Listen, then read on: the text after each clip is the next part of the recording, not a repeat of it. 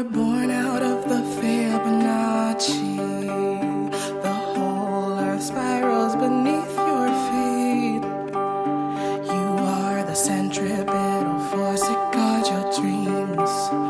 You are the volcanic stream of conscious reality. So just keep twinkling and twinkling like little stars.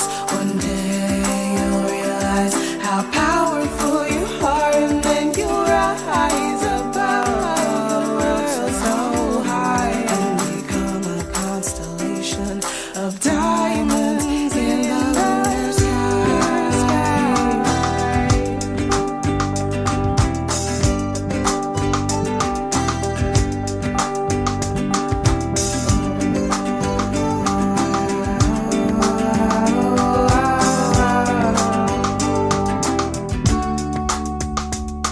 Starlight shine bright. You are a keeper of the rising light. Walk beside us through this empty night. As we take flight, we'll keep twinkling and twinkling like little stars. One day you'll realize how powerful you are, and then you'll rise above the world so high and become a constellation of diamonds. Just keep twinkling and twinkling like little stars. One day you'll realize how powerful you are, and then you'll rise above the world so high and become a constellation of diamonds in the lunar sky.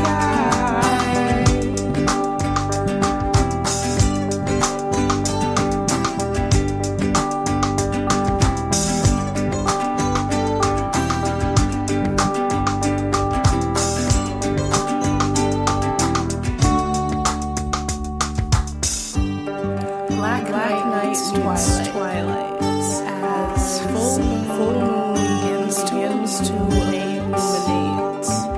I look up to drink creation, find myself, drinking you, drinking. We become two. We dance, we pray, co-creating reasons to cry. Struggle, circulating rhythms of mortal try and die. I think that might be enough. In this moment, know this is enough.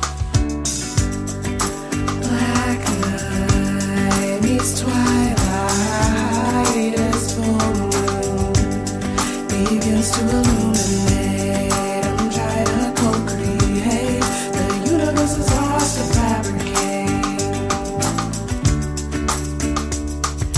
Twinkle, twinkle, little star, how I wonder what you are.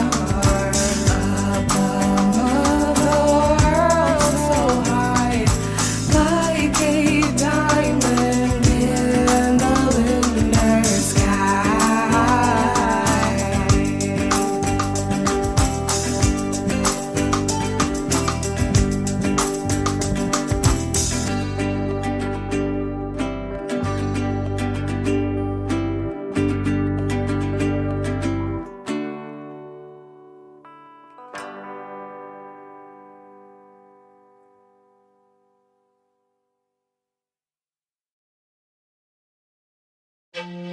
For many of us, spirituality is just the quest to find essence or true meaning and to really just connect with a higher consciousness.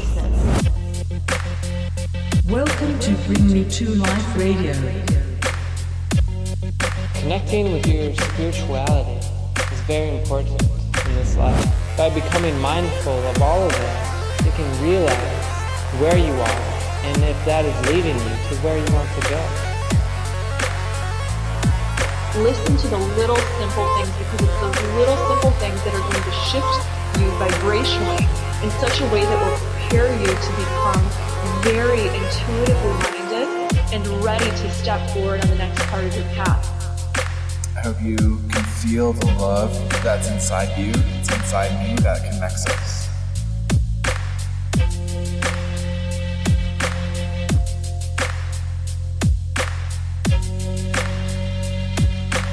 Awakening humanity to spirituality and higher consciousness. Thanks for tuning in to Bring Me to Life Radio. I am your humble host, Silaman. Today we are going to have a few more songs, and then we're going to rebroadcast under their spell Meditating on Fairy Tales. Sean Kramer will be discussing The Cat in the Hat today. It is a rebroadcast, so today he will not be live. But you can join us next Friday, March 17th at 12:30 p.m. Eastern Time for a brand new live episode with Sean Kramer. He will be discussing Where the Wild Things Are next week. In about 1.5 hours today, after meditating on fairy tales, we will be playing some music for a few hours, about 2 hours, and then a talk by Terrance McKenna on opening the doors of creativity. That talk will last about an hour, and then we'll end the show with a guided meditation. If you can, please share this episode on your favorite social media. Give us a like, a heart, a comment, anything that you can do. We always love hearing from our listeners, and it just helps let us know that people are listening. So we're going to get back to some more music now, and then A Cat in the Hat. This next song is Good Morning by Chances Are Good. You are listening to Bring Me to Life Radio.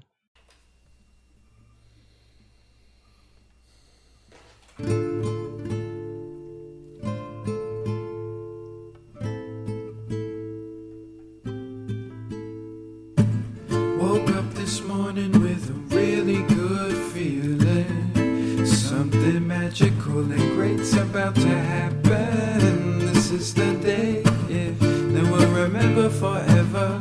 Anything is possible, getting better and better, yeah. Feeling strong, feeling healthy and grateful. Sipping coffee, having talks with Creator. Singing praise for the blessings of the universe. Giving love to our beautiful Mother Earth. Dying every night and waking up to rebirth. It's your birthday, what you wanna do first? Sip some agua and satisfy your deep thirst. Greet the sun, wondering what I'm really worth. Can this body mind merge with the space and time hurt? That the mold guys are moving our timelines into something that's a bit more harmonious.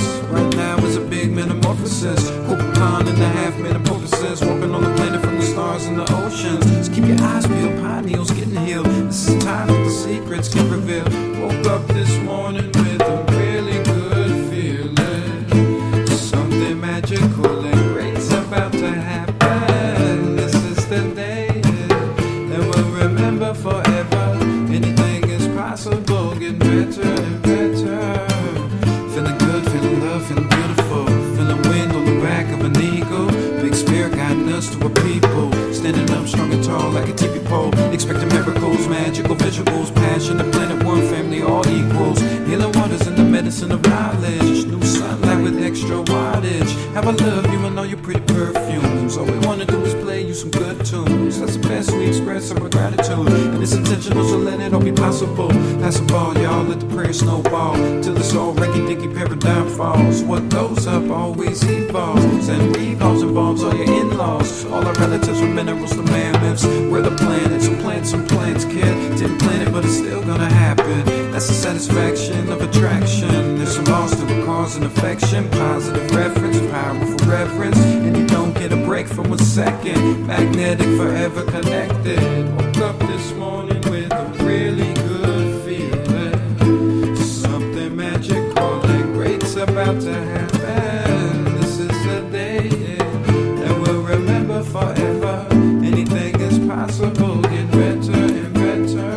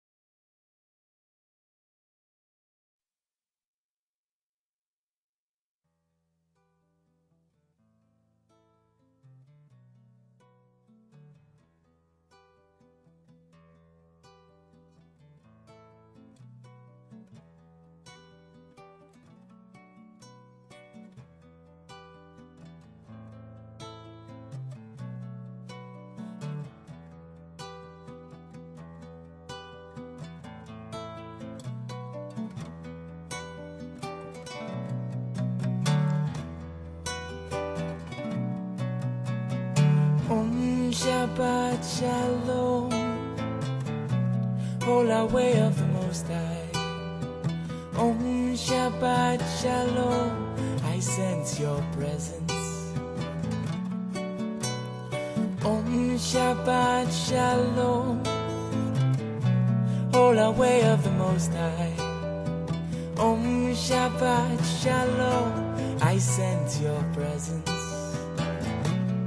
I sense your presence.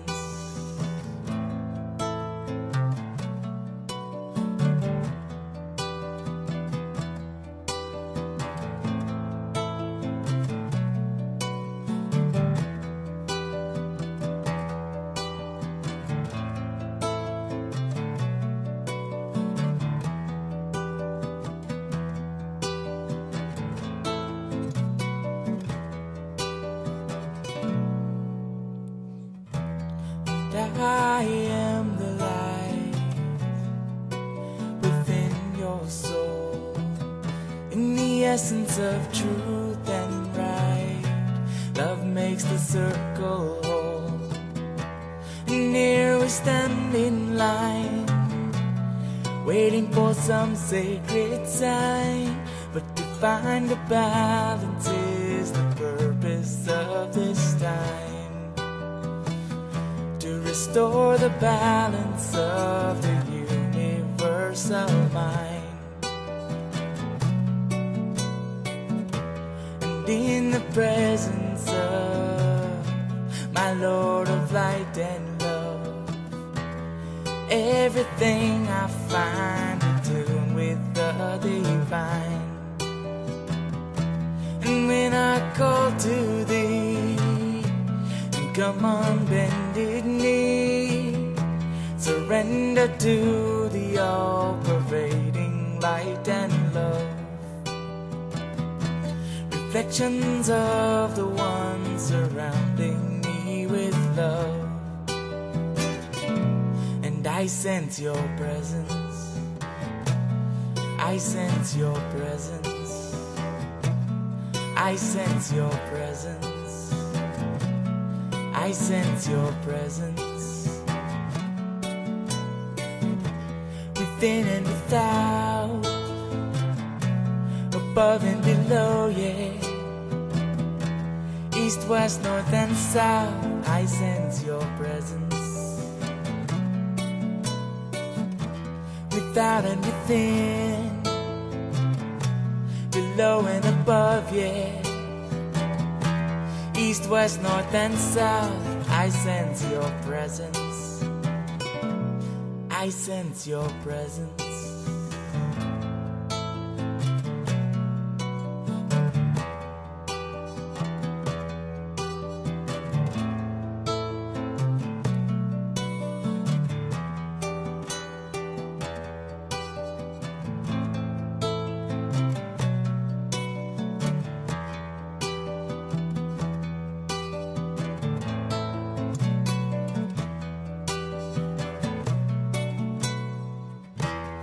In the presence of my Lord of light and love, everything I see aspiring to be free.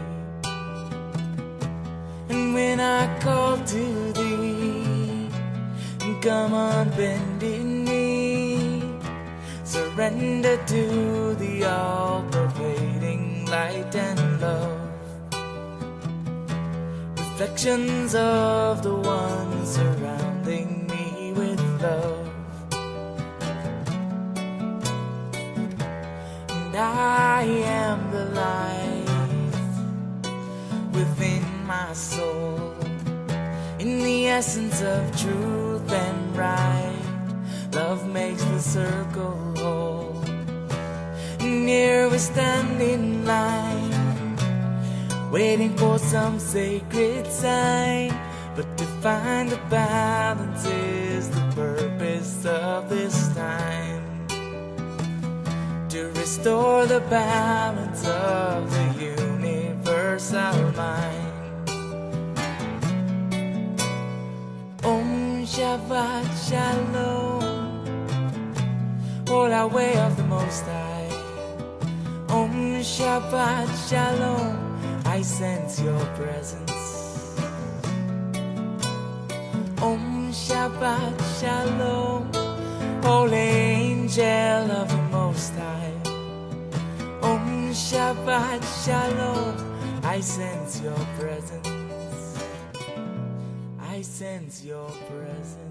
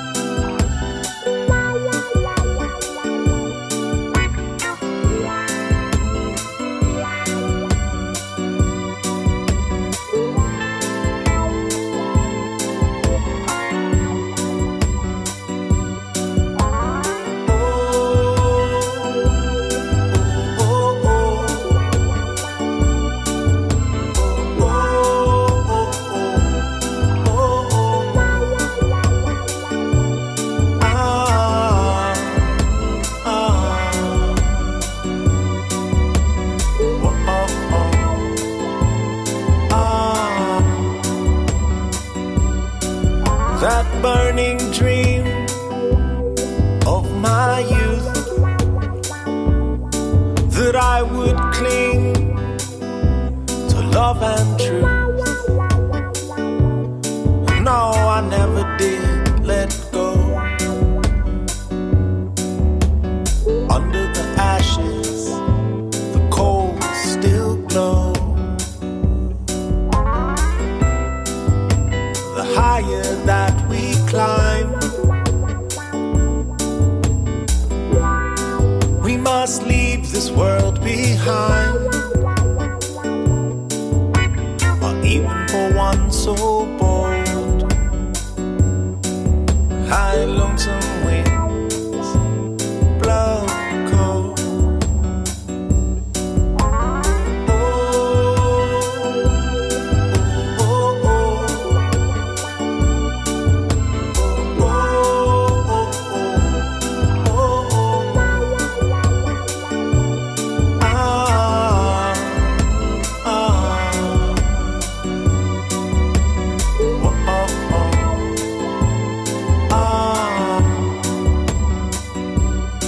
There comes a day, there comes an hour when our seed becomes a flower, when your petals come all unfurled, when you open your heart to the world. A raindrop falls into the sea, and it dissolves its identity, only to wake up as the ocean. Wake up, you are the ocean.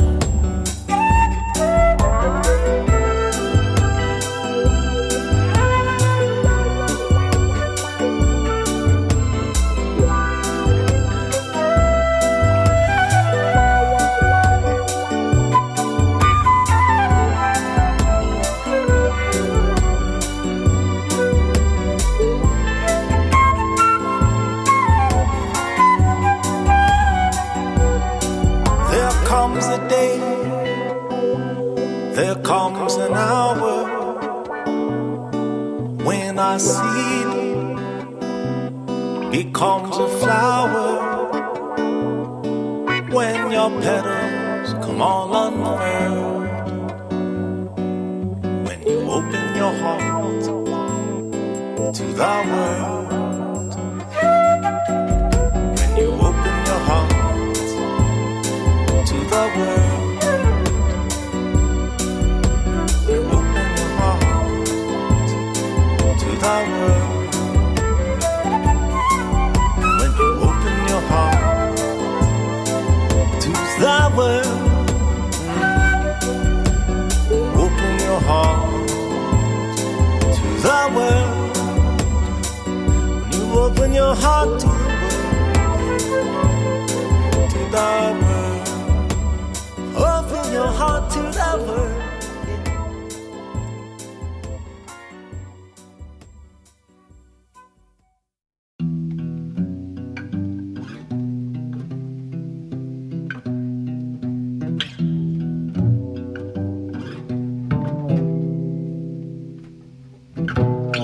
I walk on a minefield of my own flesh, disguised by wicked seduction. One wrong fatal step brings utter destruction.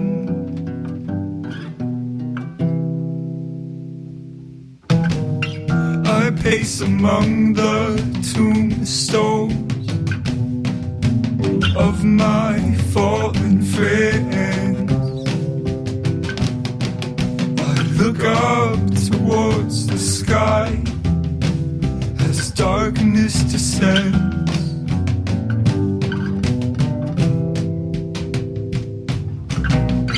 I look below my feet,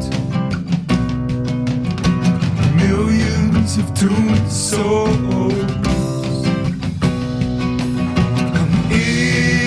Hand of my Savior, looking through the hole, looking through the hole. I'm in the Savior's hand, yes, Lord, the Savior's hand. In the Savior's hand, yes, Lord, the Savior's here.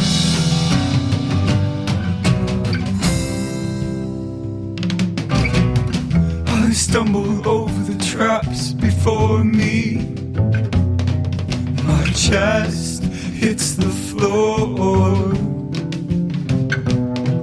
I rise with a new life that death doesn't hold anymore.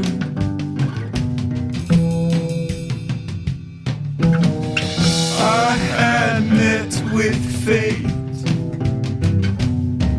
prepared the end and set the scene,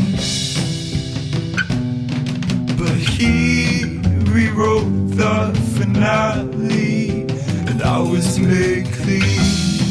Oh, I was made clean. I look below my feet, millions of doomed souls. I'm in the hand of my Savior, looking through the holes, looking through the holes. I'm in the Savior's hand, yes, Lord, the Savior's hand. Savior's hand, yes, Lord, the Savior's hand.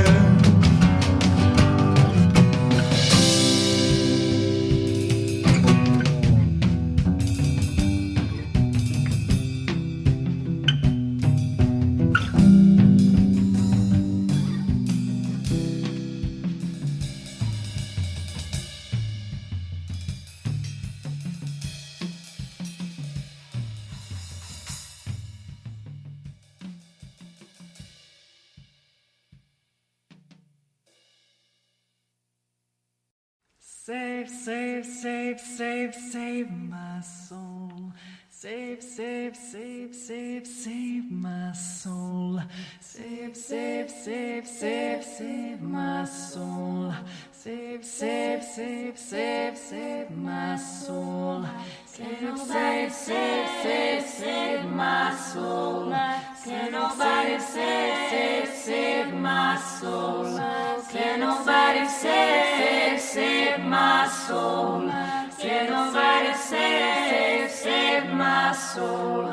Can nobody save my soul.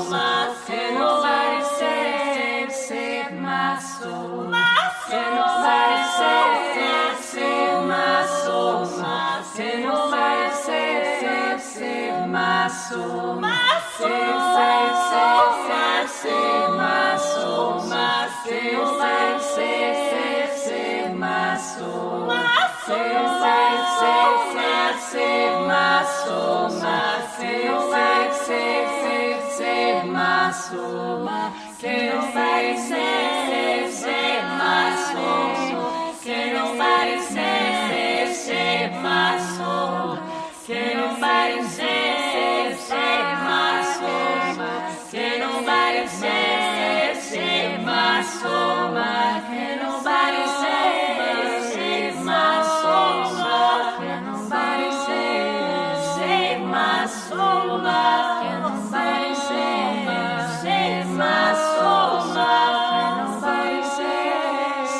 my soul. Save my soul. Save my soul. En un minuto verás salto de gaviota escribiendo un rumbo de ambiente sólido en el cielo, con fuerza que hipnotiza los susurros del viento, como un soneto que no para repitiendo aquel verso insaciable del tiempo, pesando el corazón con un secreto tirado al viento.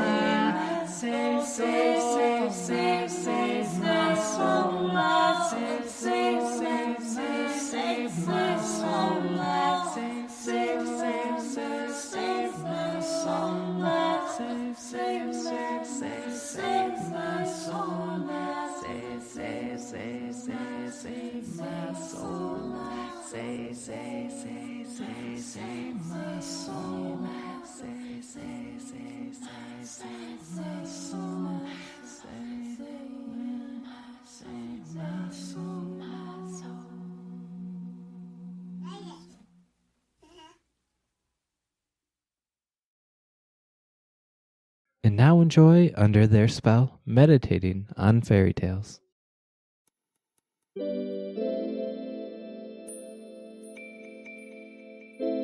Fairy tales are both stories of transformation and symbolic poetry. They are gifts from our ancestors, offering symbols and guidance for our human development.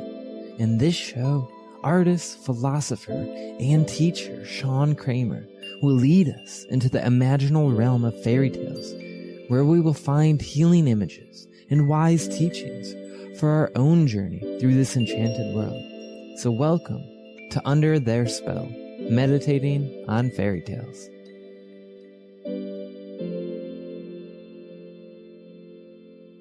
Welcome back, everyone, to Under Their Spell, meditating on fairy tales. In today's meditation, we will meditate on the idea of inner conflicts as expressed or externalized in fantasy through fairy tales and children's stories. And we'll take as an example the children's story Cat in the Hat, which, while not strictly a fairy tale, is very fairy tale-like in many ways, and is a good example, a simple, clear example to manifest some things that are true of fairy tales and a lot of children's stories. So to begin, let us bring ourselves into a relaxed, meditative state of awareness that will act as a bridge to the inner world of the imagination.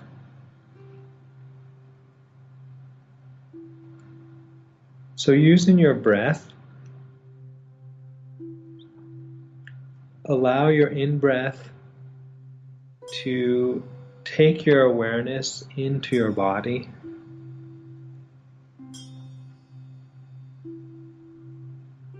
Noticing the state, the energy, the feelings of your body at this moment.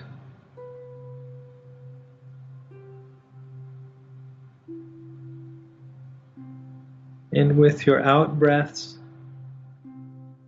allow your body to relax, to release and let go of any tensions that you do not need at this time.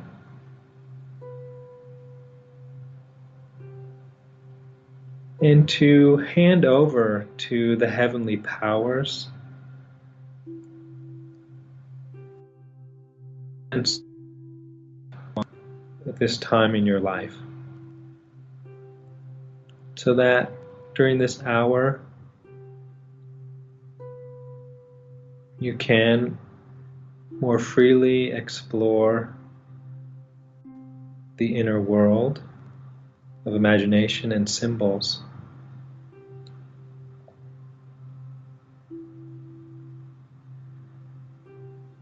And imagine before you a mirror. See yourself reflected in the mirror.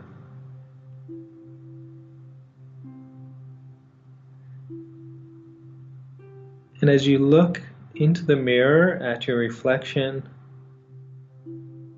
see yourself going back in time, getting younger.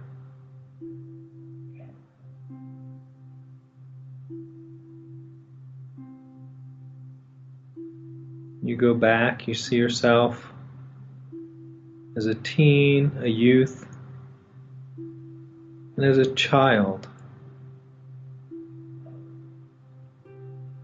And as you look in the mirror at yourself as a child,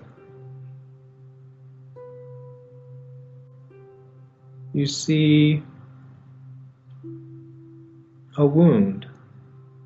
One of the wounds you received, as we all do in our sensitive childhood.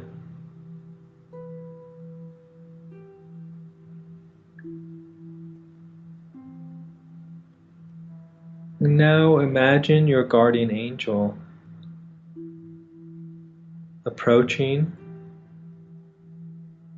that image of yourself as a child and reaching out with its angelic hand of light and love energy and touching that wound and healing it.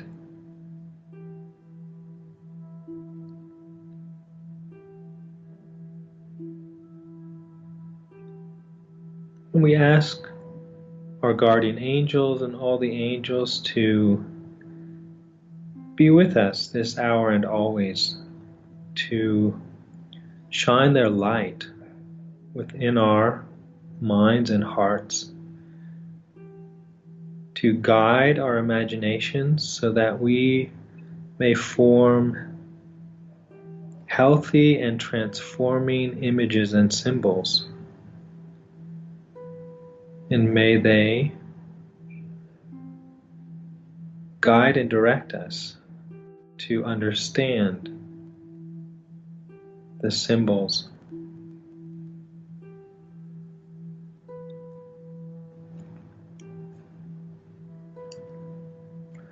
So far in this series of fairy tale meditations, we have been looking at fairy tales as symbolic images. Fairy tales can be seen as a mixture of both symbolic poetry and stories. If we look at the fairy tale as just one or the other, either as symbolic poetry or just as story, some things don't make sense. We have to see them as having both of these facets. Just as a story, some things might seem implausible. Where did the witch come from in Hansel and Gretel? How did the girl put together her sisters in Fitcher's bird, take their body parts and bring them back to life? The fairy tale doesn't try to explain it because it's not just trying to tell a story with probability, but it's also poetically symbolic, and those elements make sense as poetic symbols. In this meditation today, and in some of the coming ones, I want to bring in and meditate a little more on the story aspect of fairy tales.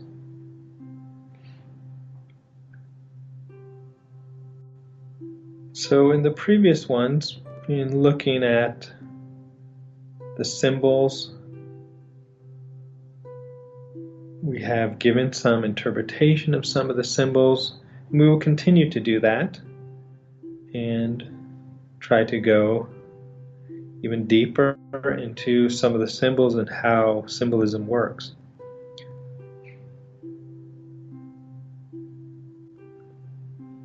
But today, we will bring in this aspect of story. So first, I would like to spend a little time meditating on story. What is a story? And why are stories so important to humans? And then we will take some of those insights and use them to explore the story of the Cat in the Hat.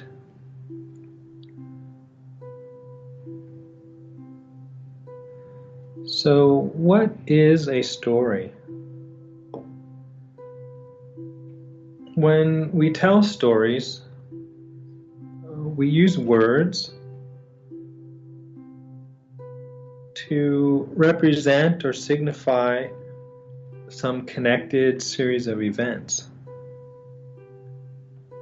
But that's not really enough to make by itself to make something a story. I might describe my walk through the woods, that I went for a drive and I parked, got out of my car and went on the path. I walked along the path, saw some oak trees, some pine trees, the snow, and I came back to my car and drove home. That wouldn't really be a story, except in a very loose and broad sense. There's something else needed, kind of to make something a story. So what if I said, I got out, I went on the path, I walked through the woods, and I came to a cave. And in that cave was a giant ogre who wanted to kill and eat me. And I maybe tricked the ogre in some way and got away and came back. That would be more of a story. And what is added to make this more a story than just a mere narration of events? The philosopher Aristotle called it a knot.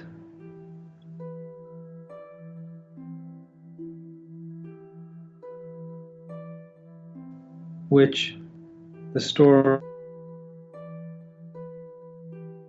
ties a knot and then unties the knot. And so most stories have two parts. A part where a knot is tied and then a knot is untied. Well, what does he mean by a knot? Well, a knot in a story is a conflict. He's using an image of a rope tied into a knot and then untied as an image for a conflict. A story first ties a knot, that is, it leads you down into some conflict or difficulty, and then it unties the knot or resolves the conflict. The word resolution, like a story resolution, is actually the Latin word. Resolution is the Latin word for untying. So the story ties a knot or creates a problem or conflict and then unties it. So as stories, fairy tales tend to lead a character and imaginatively us into a difficulty or conflict and then lead us out. A story could just tie a knot, leading us into a problem and then just stop or end with no resolution, leaving us in a state of hopeless frustration, as some stories do. But fairy tales as stories are intended not merely to express the problems and fears of human life, the difficulties, which they do very well, but they are meant to go further and symbolize also ways of resolving the difficulties and conflicts of human life.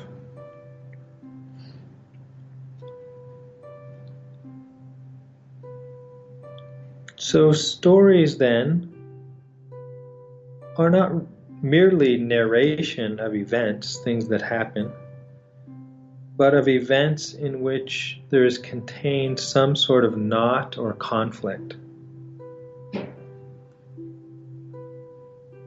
So what is a conflict? What do we mean by conflict? A conflict implies two, sometimes more things in opposition.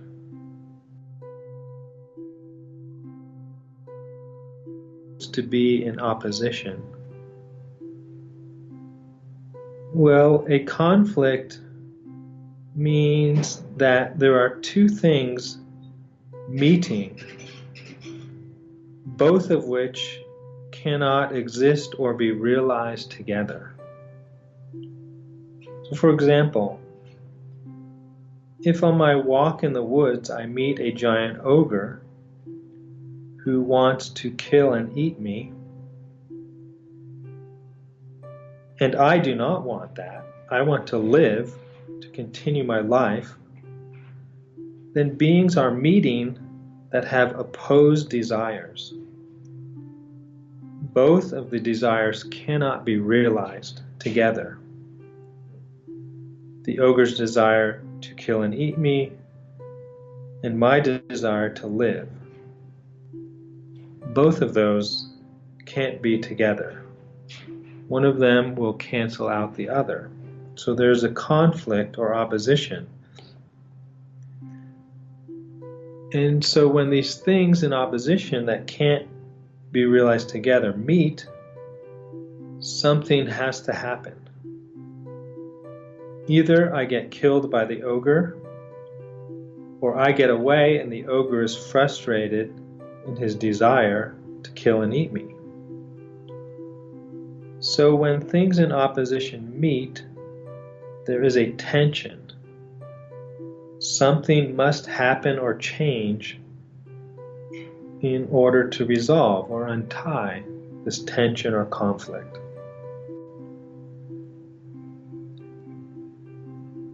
This then is a way of meditating on stories or fairy tales, which we can use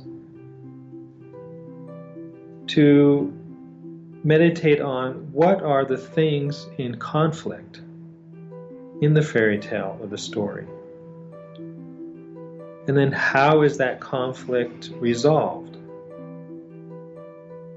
Or to use Aristotel's image, what is the knot in the tale and how is it tied and untied or resolved?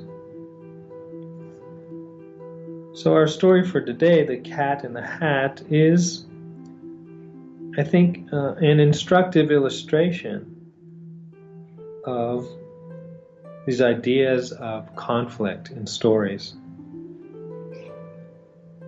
And particularly, it is a clear example of something that fairy tales do, but maybe isn't obvious at first, which is they take an inner conflict and externalize or express it imaginatively. So let's meditate a little before we jump into Cat in the Hat on this idea of an inner conflict. What do we mean by an inner conflict as opposed to an outer conflict? A struggle, for example, between a man and a bear in the woods would be an outer conflict, a conflict occurring in the outer world. The bear might be struggling to kill and eat the man, and the man is struggling for his life. But as humans, we also undergo inner conflicts, conflicts that occur inside of us, not just in the outer world, but inside of us, which is a very interesting thing. This means that there are things inside of us, our own selves, which we feel as a kind of unity, but things that are in opposition. Things in us that can't both exist or be realized together, which then creates an inner tension, so that one or both of the things in opposition must change. So I might have, for example, two desires inside of me which are in opposition, which cannot both be realized. I might desire to get up an hour early before work and do yoga and meditate.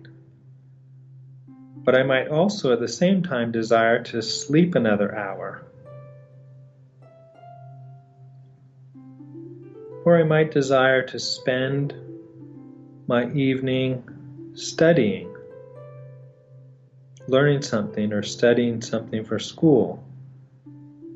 And at the same time, I might desire to spend the evening, say, watching movies on Netflix. So I will be in an inner conflict. I will have one desire opposing another.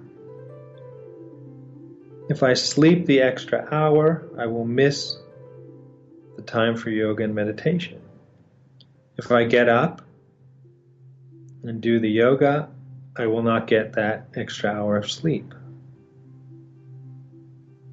Both desires can't be realized together. A married person might desire to be faithful to their partner and might be in a situation where they are attracted by another person.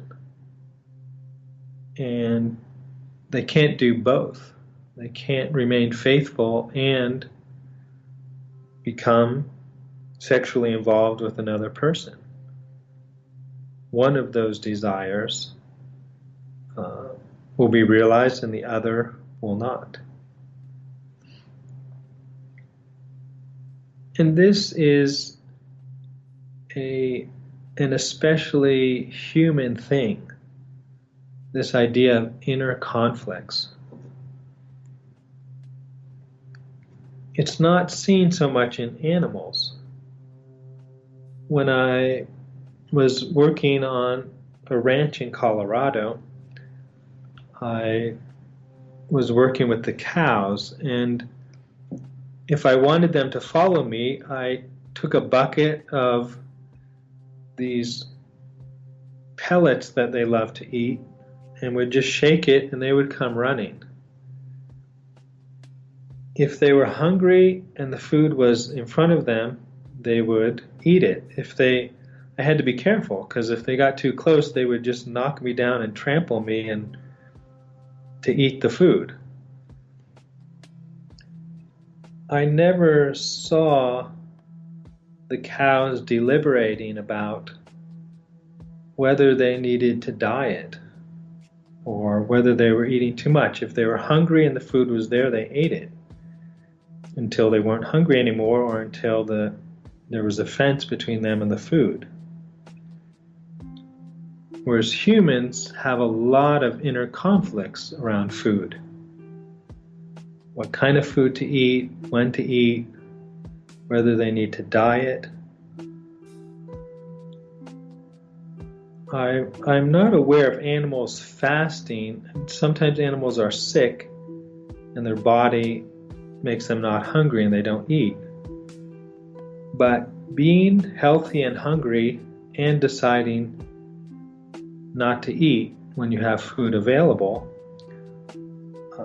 that seems to be an especially human thing. And that shows us something special about humans. So inner conflicts are uniquely or especially human. And we might wonder why that is. And we will come back to that, and maybe this story will help us.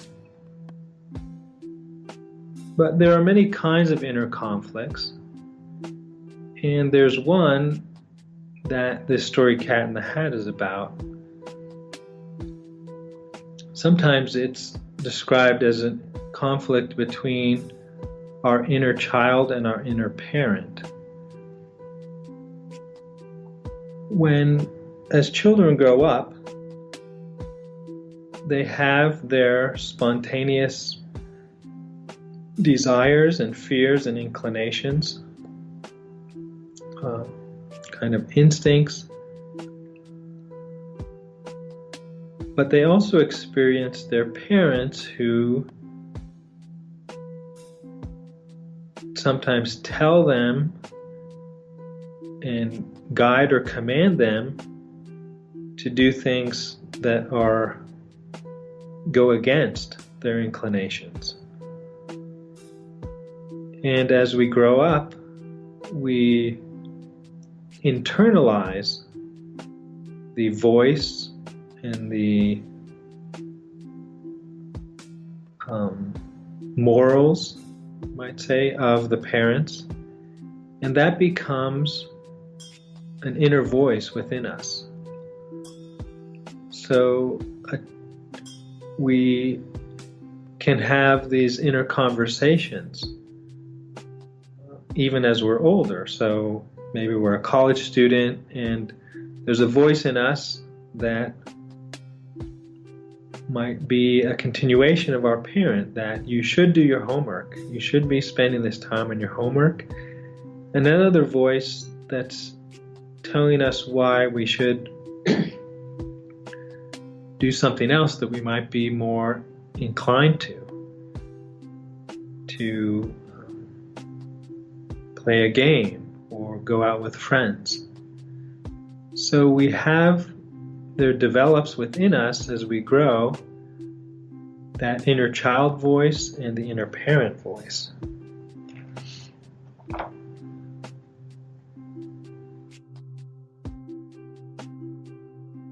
Let us enter our story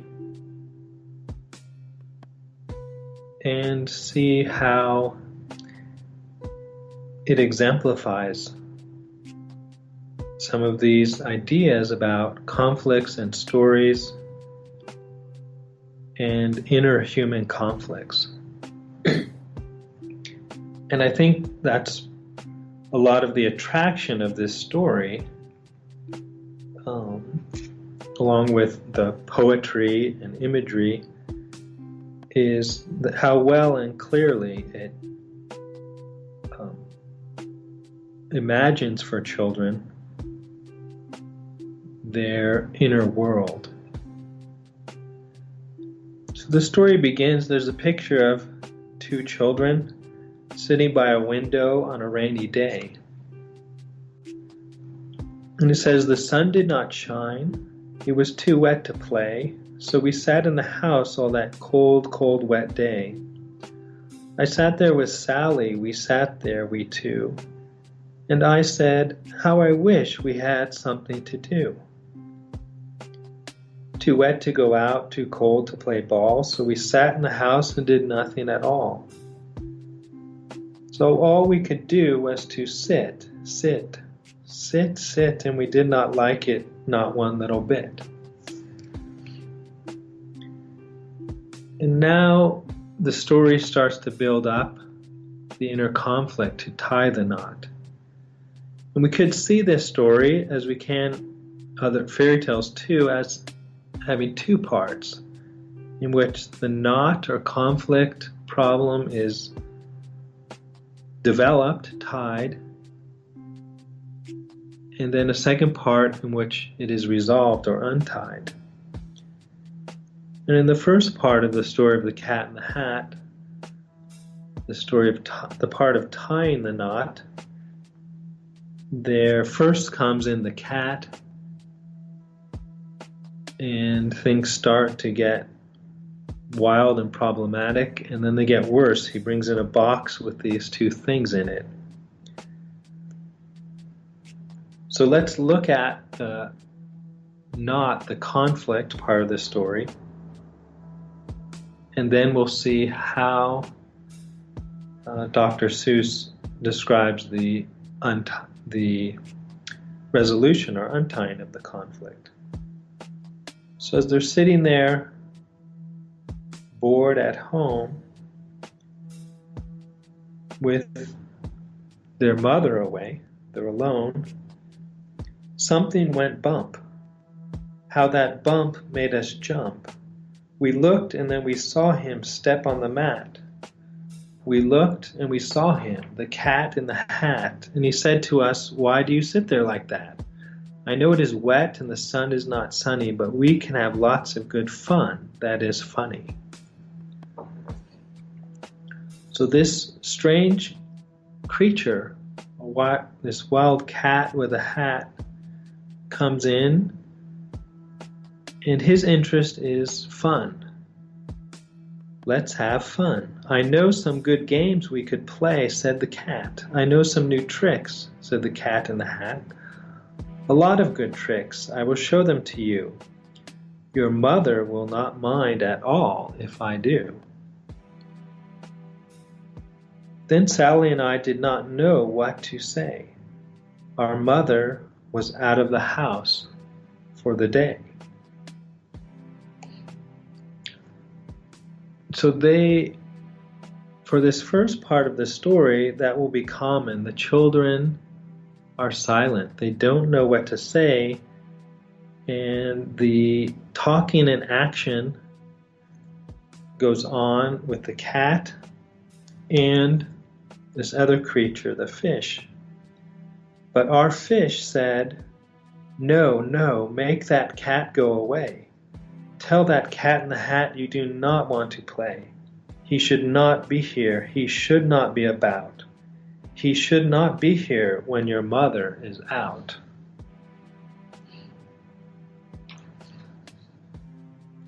Now, have no fear, said the cat. My tricks are not bad, said the cat in the hat. Why, we can have lots of good fun if you wish with a game that I call Up, Up, Up with a Fish. So the cat starts to juggle the fish in the bowl, and he keeps adding other things and getting more wild and crazy with his juggling, picking up books and toys. Then he jumps on top of a ball while he's juggling.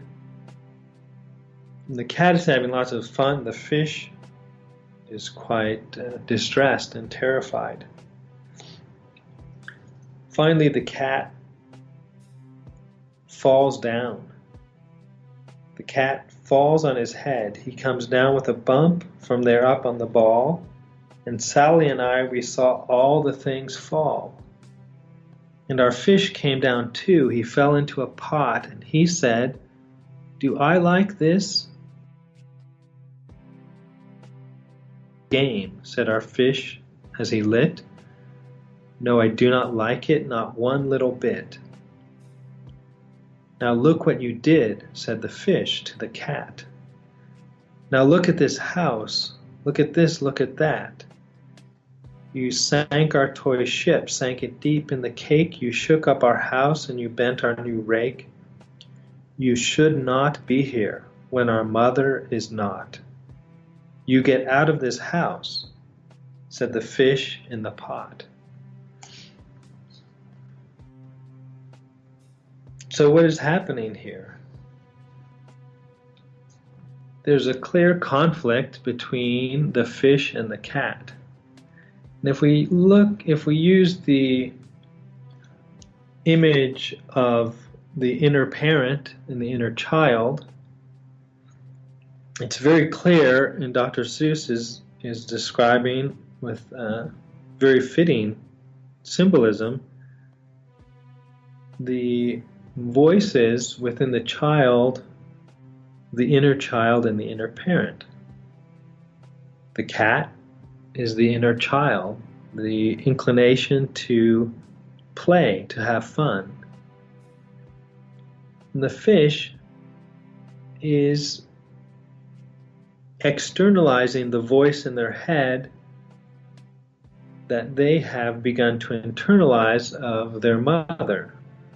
What would our mother think?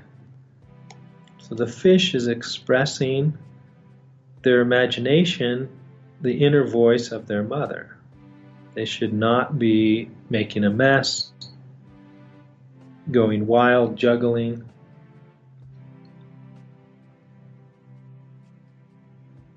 And why use the cat and the fish? Well, the cat, there are a number of reasons. For one, the cat is a warm-blooded animal and the fish is cold-blooded. So the cat is this inclination to play. Cats are wild, roaming. They also have cultural associations with have repressed powers, darkness, witches, magic, things repressed by society. The fish is also with roaming movement of the cat. he is smaller and more dependent. He needs the children to help him and listen to him, so that in the child, the voice of the parent is being internalized, but they have their own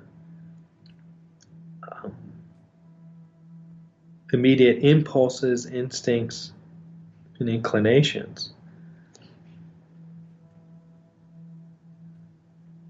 So the fish, with its confined, kind of more ordered, bounded, predictable existence, is the image of the directions of the parent.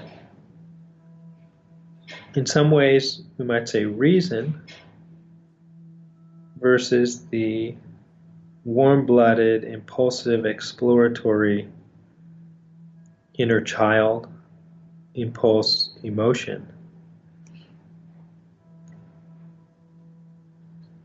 But now things even get more troublesome. The cat says he wants to introduce them to another game, and he brings in a box. When the cat ran out, and then fast as a fox, the Cat in the Hat came back in with a box, a big red wood box. It was shut with a hook. Now look at this trick, said the cat. Take a look. Something that is shut up in a box, but now is going to be released. And he got up on top with the tip of his hat. I call this game fun in a box, said the cat. In this box are two things, and I will show to you now. You will like these two things, said the cat with a bow. I will pick up the hook. You will see something new. Two things, and I call them thing one and thing two. These things will not bite you. They want to have fun. Then out of the box came thing two and thing one. And they ran to us fast. They said, how do you do? Would you like to shake hands with thing one and thing two? And Sally and I did not know what to do.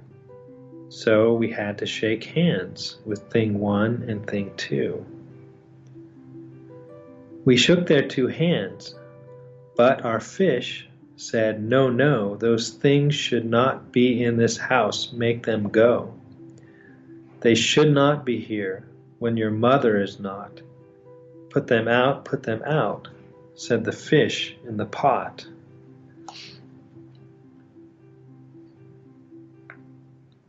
So this conflict within the children of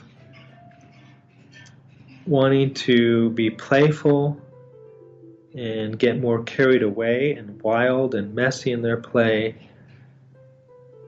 that inclination, and then the other inner voice of their mother,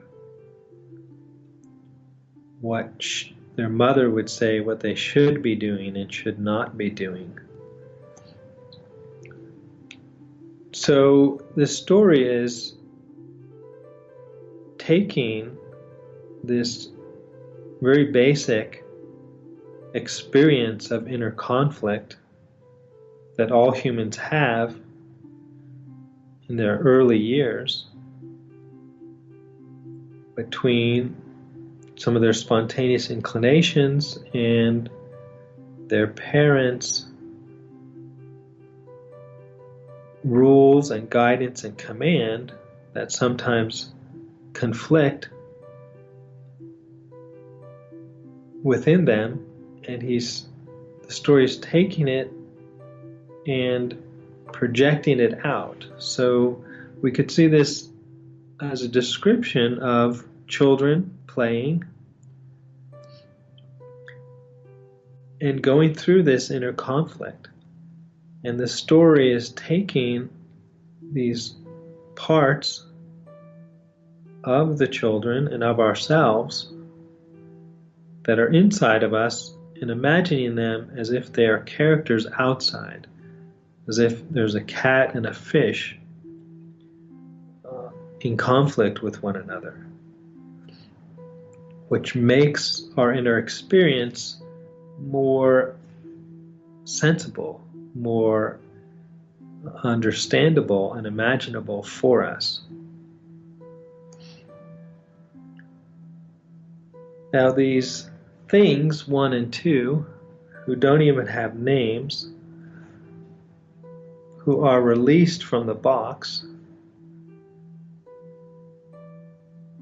are a further expression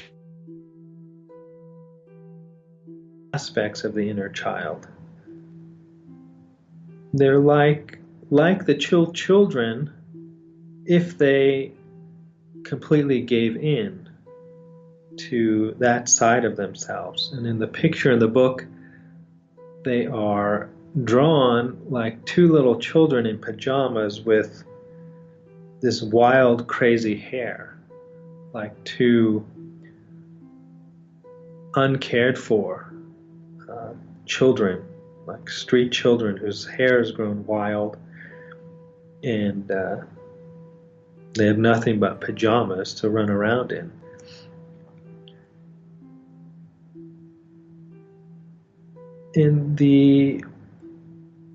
Another way of looking at this, what's happening here in this story, is to use some words that are attributed but incorrectly to Sigmund Freud, the distinction between the id, ego, and superego.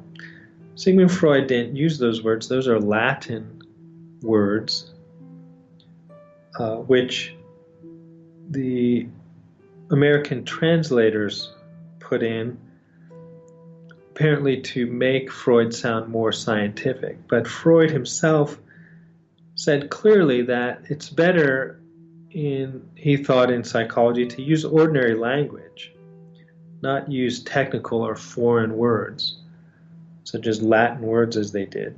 And he used ordinary, he was writing in German, but he used ordinary words instead of what they put as id, ego, and superego. He used the words it, which is what id means in Latin, it, ego he used the German for I or me, and for superego, he said upper me. So he used the terms it, me, and upper me, or we might say sometimes in English, my higher self. And he said that he wasn't making this up. There's, as if sometimes it sounds like, well, is there some like technical part of my psyche or my brain that's called a superego? And he said he was just pointing out something we all do already, the way we talk about ourselves as having different parts. So some things we talk about that are actually ourselves, but we talk about it as if it's an it, like it made me do it, my anger or my lust made me do this, or my inner demon. Ourselves, aspects of ourselves, but we talk about them as if there's an it that is doing things to us or driving us. And then we refer to other parts of ourselves as our upper self, the upper me or my higher self, my ideals, my ideal for myself and my better life, and then these other parts, that inclinations that go against that. So he observed that inner conflict in us in a general way and said we all already talk about ourselves that way, as if there's an it or a whole group of things that we refer to as it, and there's kind of me in the middle, and then there's my upper me or higher self. And we could compare that to these children in this story. There's them in the middle, and there's the cat and these things that just want to play and have fun with no thought of consequences. And then there's the fish as this upper me, this higher self or superego. And the things 1 and thing 2, they get kites and they start to fly kites inside the house. And the illustration shows them running through the house with kites knocking things off the wall, pictures knocking down vases of flowers. And the fish says, as these things run through the house with kites, "No, not in the house," said the fish in the pot. "They should not fly kites in a house, they should not. Or the things they will bump, the things they will hit, oh, I do not like it, not one little bit." Then Sally and I saw them run down the hall. We saw those 2 things bump their kites on the wall. Thing 2 and thing 1, they ran up, they ran down.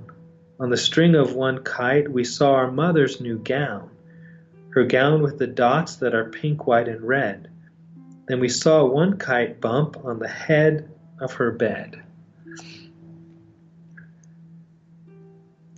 So as they're running through the house with their kites, it gets to a breaking point. And here is where the story shifts from tying the knot to untying the knot. And we start to see the resolution, how Dr. Seuss describes the resolution of this conflict, the inner conflict within the children externalized between the cat and the things on the one hand and the fish on the other. And the boy says those things ran about with big bumps, jumps, and kicks, and with hops and big thumps and all kinds of bad tricks.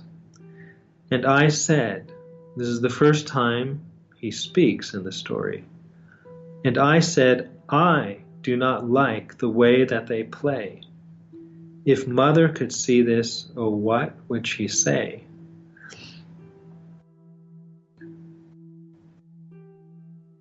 The story now takes the turning point with the boy voicing for himself. Before he said, I did not know what to say.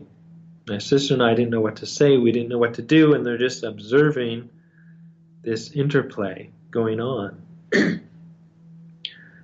Now he speaks up for himself. We saw that in the Goose Girl, that if you remember, the Goose Girl was in this problem until she could tell her story in the stove. She finally spoke for herself. And what leads him to finally speak up, that it's gone too far. He himself does not want this wild play to go on. It's when the things bring out on their kite their mother's dress, one kite, and the other one hits the kite on the head of her bed. There the boy says, I do not like this anymore. And that's interesting. They're playing, they're exploring, and it starts to get in an area where that makes them uncomfortable. This is going too far. Symbolized by the mother's dress and her bed.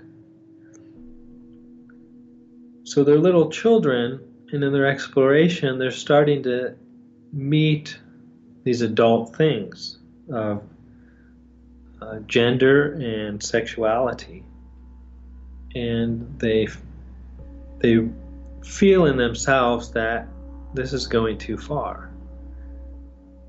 And that's true. Sexuality is something for it's can be very harmful and destructive for literal or psychological children.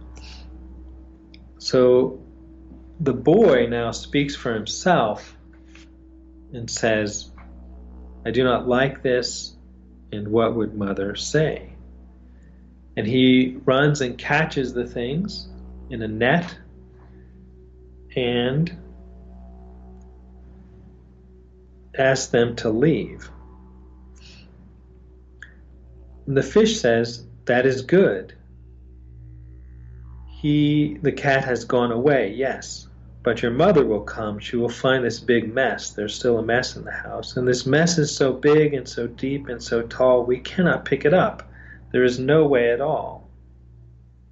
But then, who was back in the house? Why, the cat. Have no fear of this mess, said the cat in the hat. I always pick up all my playthings, and so I will show you another good trick that I know. And the cat drives in with this crazy machine with all these arms and picks up everything in the house and leaves. So there he's describing a kind of resolution of the conflict, that the children have internalized a message of their parents about going too far in their play. They see for themselves, it's not just a voice in their head, what would mother think, but finally they get some insight into it for themselves. It makes sense to them why their mother has these boundaries, and they speak it for themselves. And then the cat, the playful side, the side that can do things, not just the confined fish in the bowl, the cat is something that has energy and does things. They use that part of themselves to pick up to their playthings. So there's a certain harmonizing of this conflict. They have internalized and accepted with their own insight something that their mother has told them from outside, and they've used their energy to pick up, to clean up.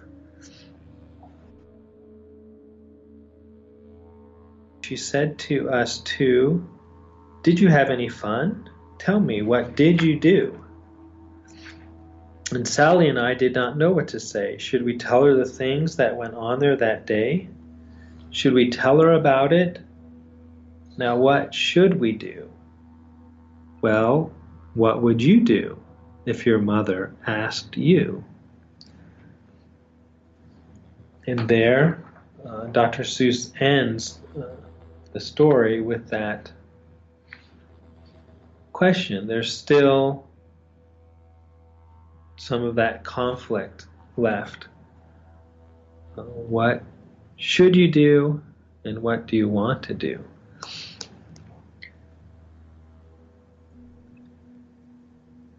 So that conflict there can be seen as that inner parent, inner child conflict. It could also be seen as a conflict between our reason and our emotions. But are those the same thing? Is that the same conflict? What is the conflict between the inner parent and inner child? Is it the conflict between reason and emotions? Well, they're not really the same thing. I had a friend who, when she would be tired and depressed, she had an inner voice that was hypercritical and very blaming and dismissive of her in her head. And as I got to know her and she told more about her life and her growing up and her family, it became clear that that voice was the voice of her father. Her father wanted a boy, and did not get a boy, got a girl, and never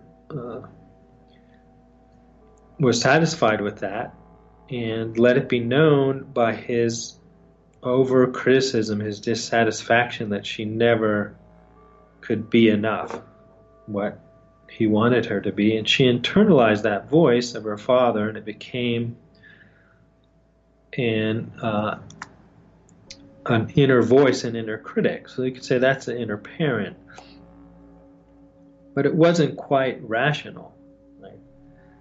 So as children grow up, they have their senses and emotions, but their reason is not developed yet.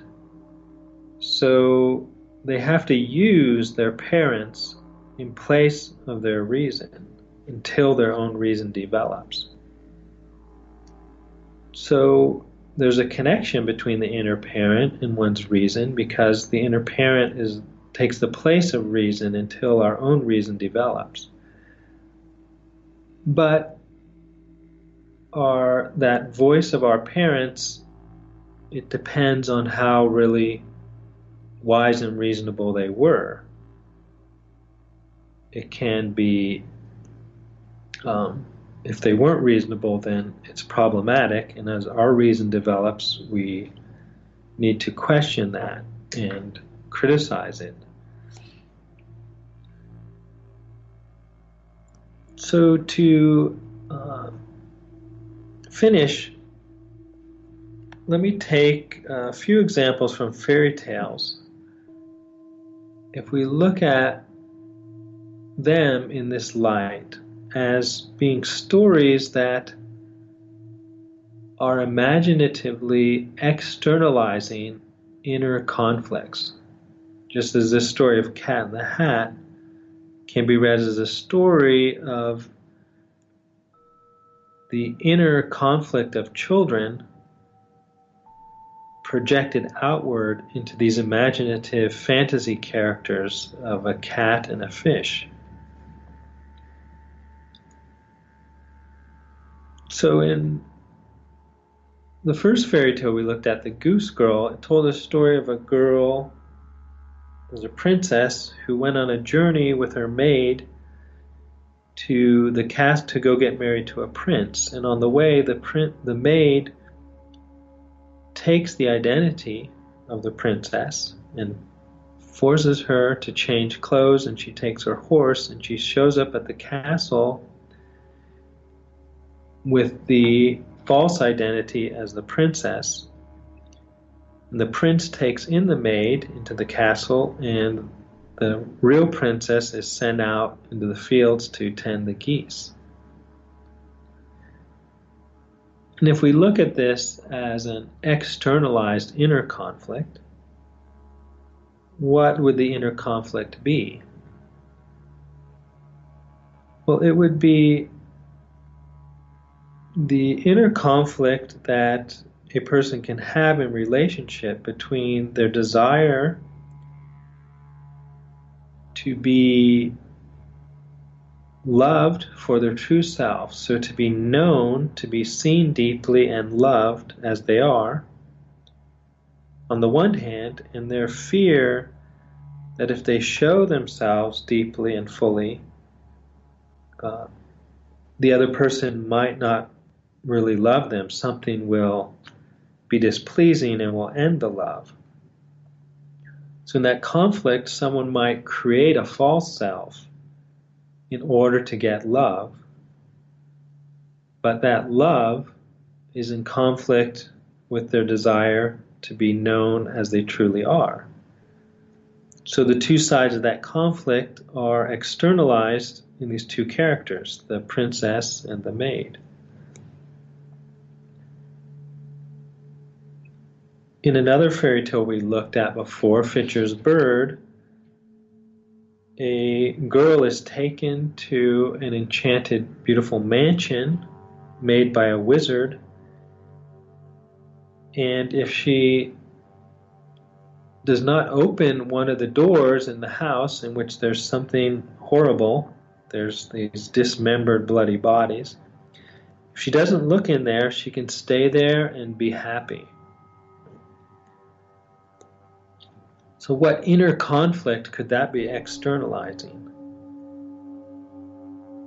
Well, the conflict between the desire to have inner peace by dissociating or avoiding some part of ourselves that is hurt, traumatized, some unpleasant emotion or memory on the one hand, and our desire to grow on the other. So we can create a certain peace in ourselves by avoiding something about ourselves or life, but that can stop our growth, symbolized in the story by the egg that the wizard gives to the girl to keep as long as she doesn't look in the room. She's kept herself undeveloped. But when she looks in the room, she starts to grow and have feathers, and she escapes and burns down the house that she doesn't need. So she's grown by overcoming that dissociation. So that fairy tale gives an external picture of an inner conflict that someone can have between wanting to have peace by avoidance or wanting to grow by facing something.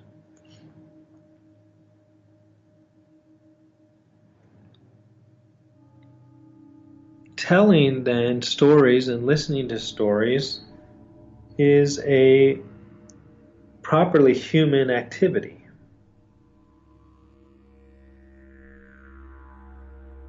Conflicts are particularly human. To be human is to be in conflict and to have inner conflict.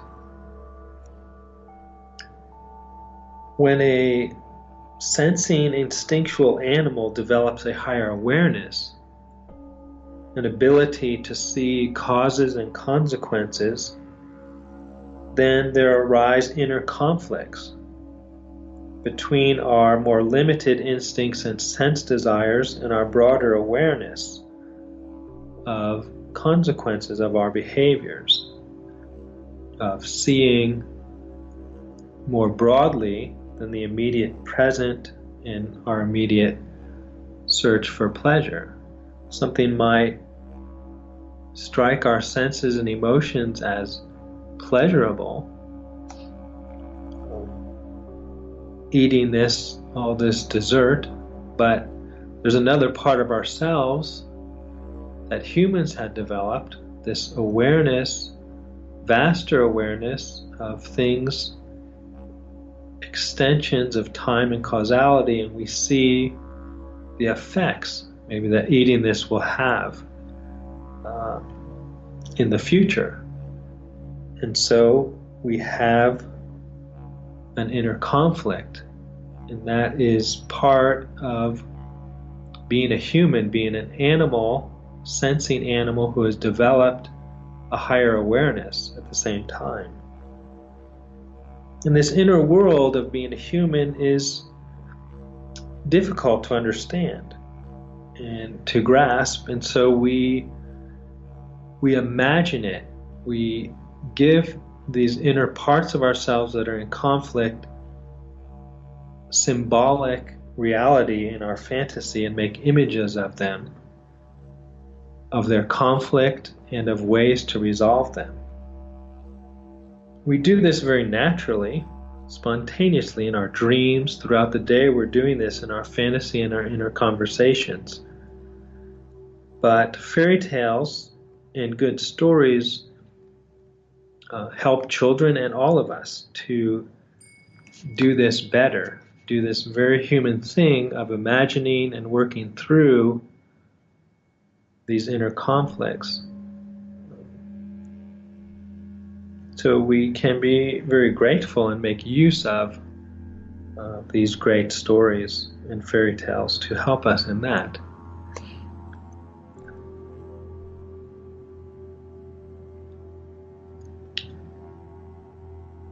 So that is our meditation on the Cat in the Hat. I don't know if Salomon, there's any comments or questions? Yes.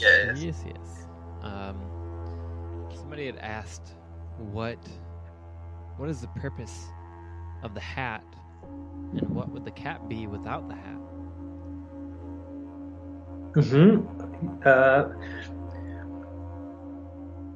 I think, to me, it's to show that it's a fantasy. It helps see the cat as symbolic, and also the playfulness and strangeness of the cat. There's also in this story, to me,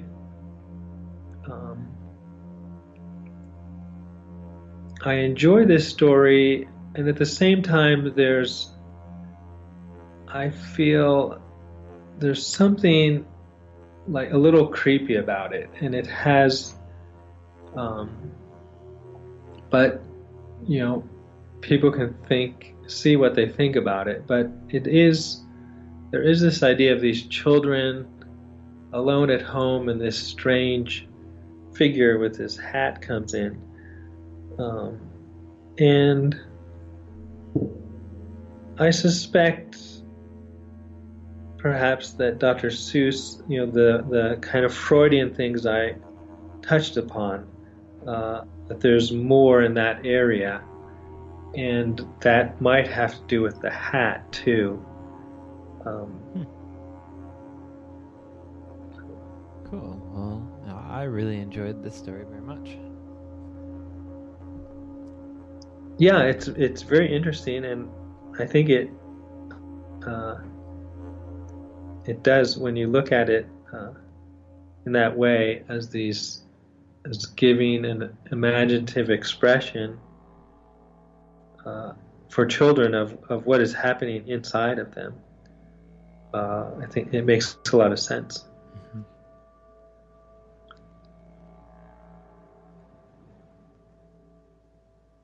And anything else, or shall we finish with a meditation? I believe we are ready to meditate. Okay.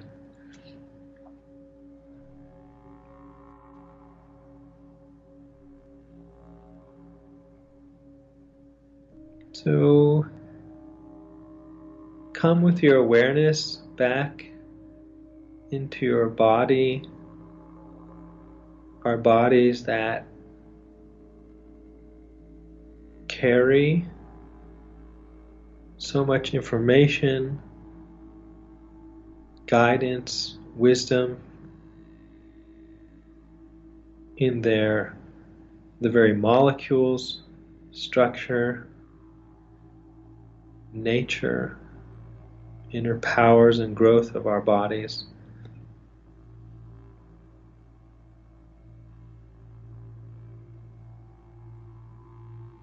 And notice any tension you might have, and just invite that to relax, to release.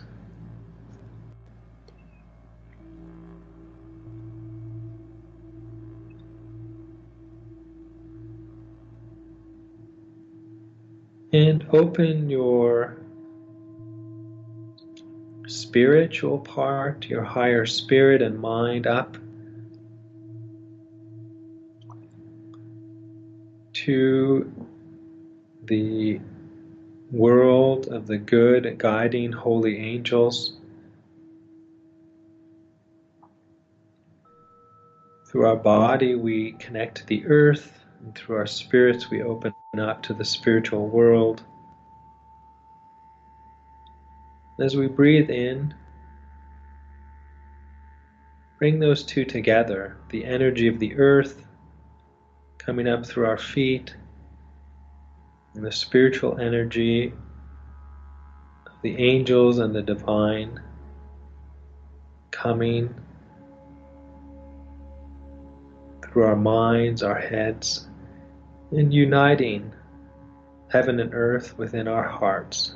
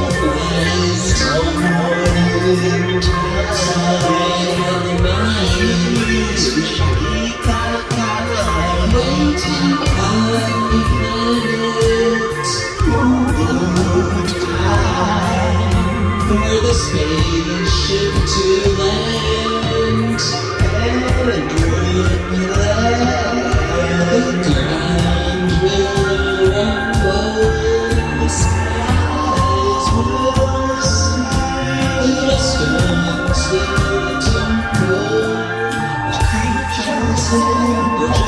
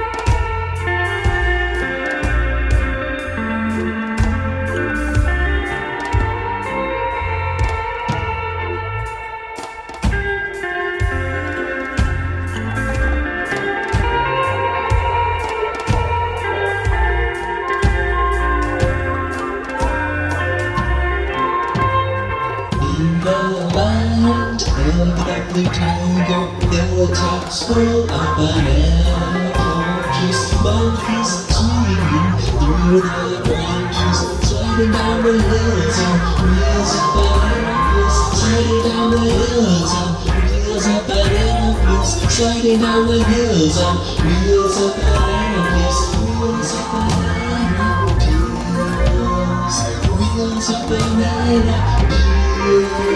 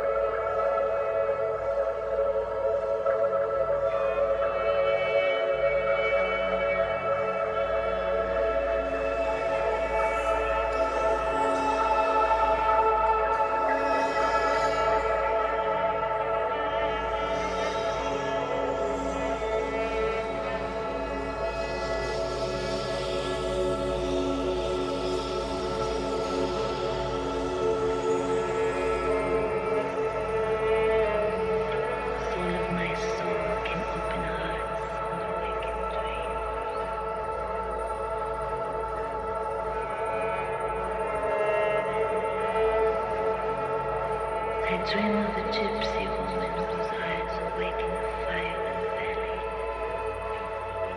The shadows dance in the firelight. The ancestors descend. Eyes dark and deep glisten through the shadows, shining in the darkness. Darkness. We sit together laughing, laughing every day till our bellies ache. Swirling smoke rises and we speak of secrets of the body in our secret language. At night we huddle together under the stars, laughing until our eyes cry. Then the laughter becomes silence and only the wild sounds of the desert night remain. You dress me in your clothes made of sparkling earth and stardust. We travel for hours on camels to the valley of the desert where we dance around the fire. We dance and dance until the stars begin to spin and the sky.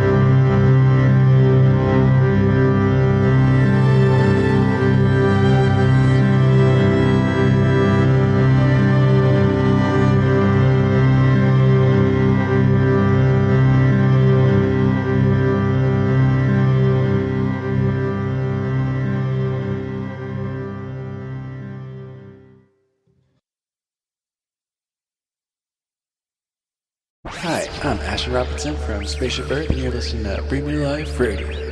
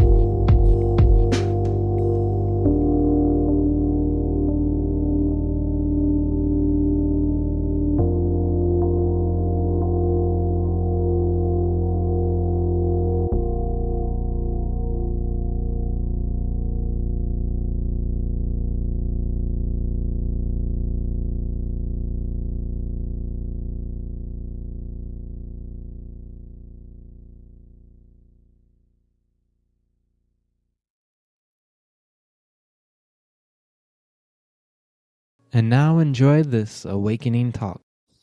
It's a pleasure to be here. It's wonderful to see so many familiar faces and so many faces, period. I've never been to Port Hueneme before. Probably some of you feel the same way. But I've been doing a lot of traveling recently. I was in New York last weekend at the Open Center and in Prague 2 weeks before that. So this is the end of a long season of traveling. I'm not home yet, but at least I'm in my own time zone. I want to especially thank Andy Voth and the Carnegie Museum of Art in Oxnard for inviting me to participate. It represents a real commitment to free speech and First Amendment rights, I think, for an art museum.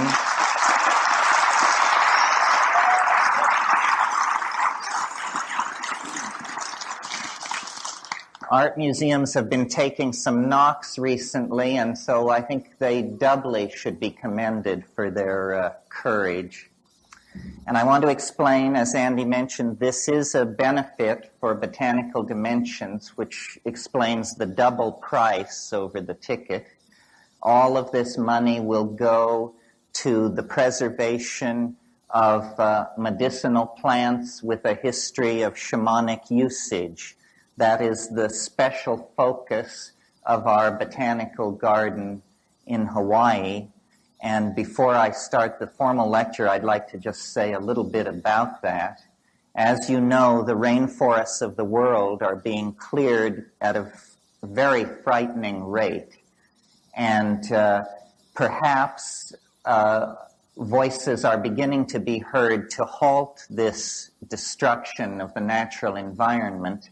But whether it's halted or not, the destruction of the knowledge of native peoples concerning the uses of the plants in the rainforest, this is disappearing without doubt in the next 30 years because these people are moving into cities, taking jobs in the ordinary market economy, and thousands of years of accumulated folk medical knowledge is being lost. So the real world political work that Kat and I do is associated with Botanical Dimensions. We conceived it together many, many years ago, and then about 6 years ago, Kat took it over, put it on its official feet, made it a non-profit foundation, and has run it day to day since then with tremendous energy and efficiency. So I'd like to acknowledge Kat McKenna here.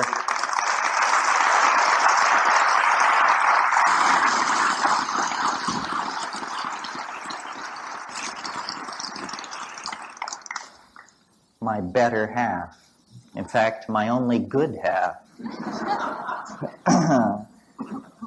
Yes. And then I wanted to underscore what Andy said, a very special event 2 weeks from now at the Carnegie Museum.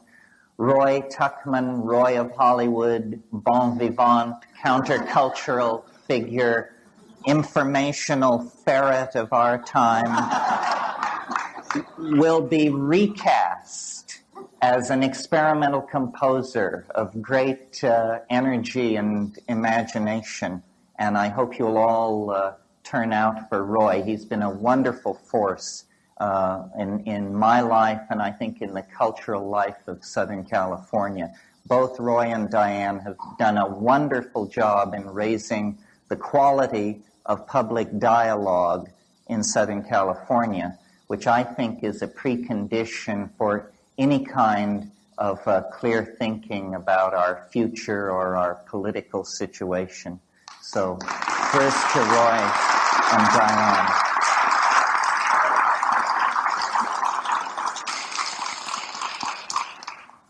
Okay. Well, the theme that unites these lectures is creativity. and the techniques by which the artist can refine his or her vision, expand the vision, communicate the vision.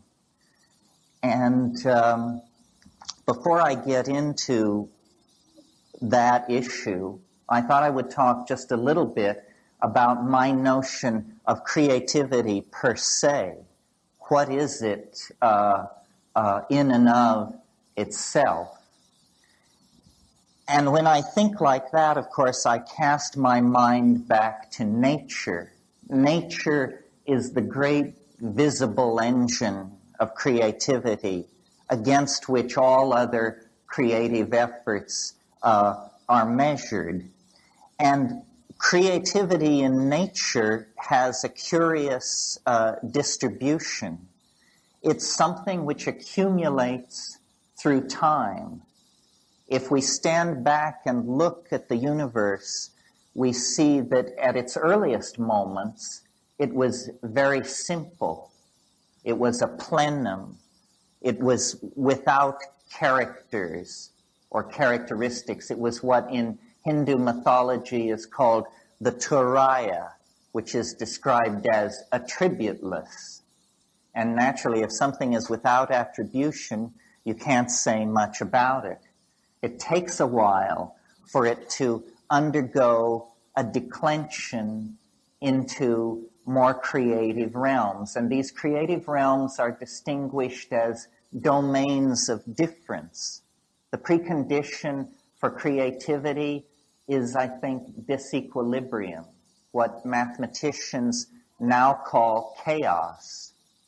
And through the life of the universe, as temperatures have fallen, more and more complex compound structures have arisen. And though there's been, many a slipping back in this process, over very large spans of time, we can say that creativity is conserved, that the universe becomes more creative. And out of that state of creative fecundity, more creativity is manifest. So that from that point of view, the universe is almost what we would have to call an art-making machine, an engine for the production of ever more novel forms of connectedness, ever more exotic juxtapositions of disparate elements. And out of this, I believe, arises implicitly a set of principles that we can then apply to the human artist in the human world.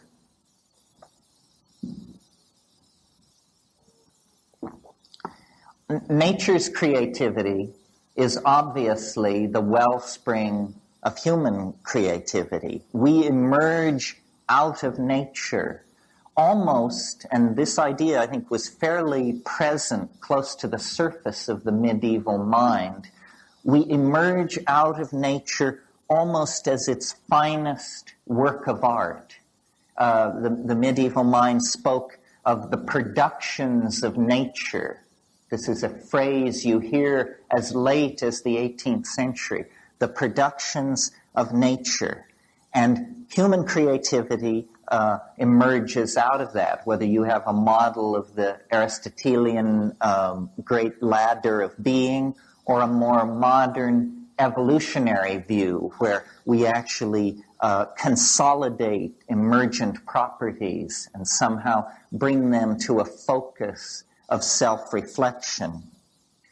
Now, I'm sure that we couldn't carry out a discussion of this sort without observing that the prototypic figure for the artist, as well as for the scientist, is the shaman. The shaman is the figure at the beginning of human history that unites the doctor, the scientist, and the artist into a single notion of caregiving and creativity. And I think that, to whatever degree art over the past several centuries has wandered in the desert, it is because this shamanic function has been either suppressed or forgotten. And different images of the artist have been held up at different times. The artist as artisan, the artist as handmaiden of a ruling class or family, the artist as designer for the production of integrated objects into a civilization. This notion of the artist as mystical journeyer, as one who goes into a world unseen by others and then returns to tell them of it, was pretty much lost in the post-medieval and Renaissance conception of art up until the late 19th century or early 20th century, where, beginning with the Romantics, there is a new permission to explore the irrational. This really is the bridge back to the archaic shamanic function of the artist. Permission to explore the irrational. The Romantics did it with their elevation of titanic emotion, romantic love specifically. The symbolists in the mid-19th century did it by a re-emphasis on the emotional content of the image and a rejection of the previous rationalism. And that emphasis on the image and on the emotions set the stage then for what I take to be the truly shamanic movements in art, which begin really with Alfred Jarry in the late 1880s and early 1890s. Jarry, you may remember, was the founder of something called the École du Pataphysique, the Pataphysical College. Jarry announced pataphysics is the science. The problem was nobody could understand what it meant or what it stood for, including Jarry. Jarry was tight with Montremont, who you may recall said, "I am fascinated with that kind of beauty that arises when a sewing machine meets a bicycle on an operating table." See, this was a true effort to bend the boundaries of art, to create new permission really for the unthinkable. And this, again, reinforces the shamanic function. What do we mean when we say the unthinkable? We mean the envelope of that which can be conceived.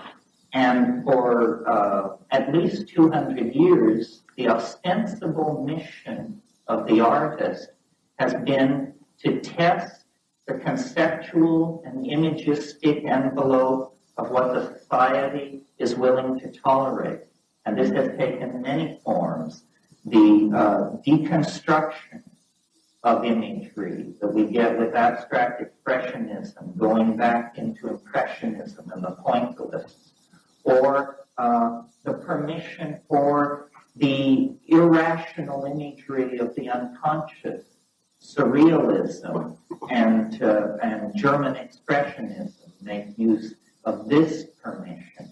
Always the idea being to somehow destroy the idols of the tribe, dissolve the conceptual boundary of ordinary expectation.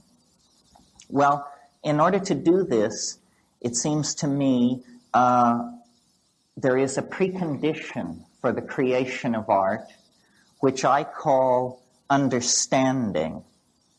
And I don't mean this in an intellectual sense. I mean it in the sense that Alfred North Whitehead intended when he defined understanding as the apperception of pattern as such. As such. There's nothing more to it than that. You see, if we were to look at this room and we were to squint our eyes, and I'm doing this right now, and I see that the room divides itself into people dressed in red and people dressed in blue. This is a pattern, and it tells me something about what I'm looking at. Now I shift my depth of field.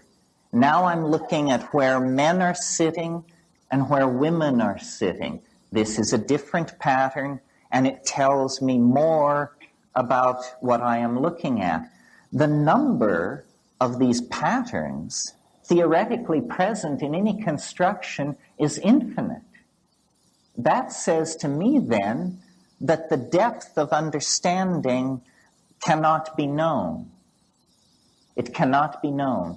Everything is immanent. William Blake makes this point, that you can see infinity in a grain of sand.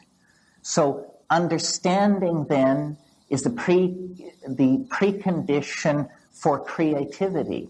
And this understanding is not so much intellectual as it is visual.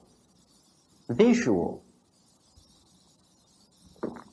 And in thinking about this, I realized what an influence upon my own ideas in this area Aldous Huxley was.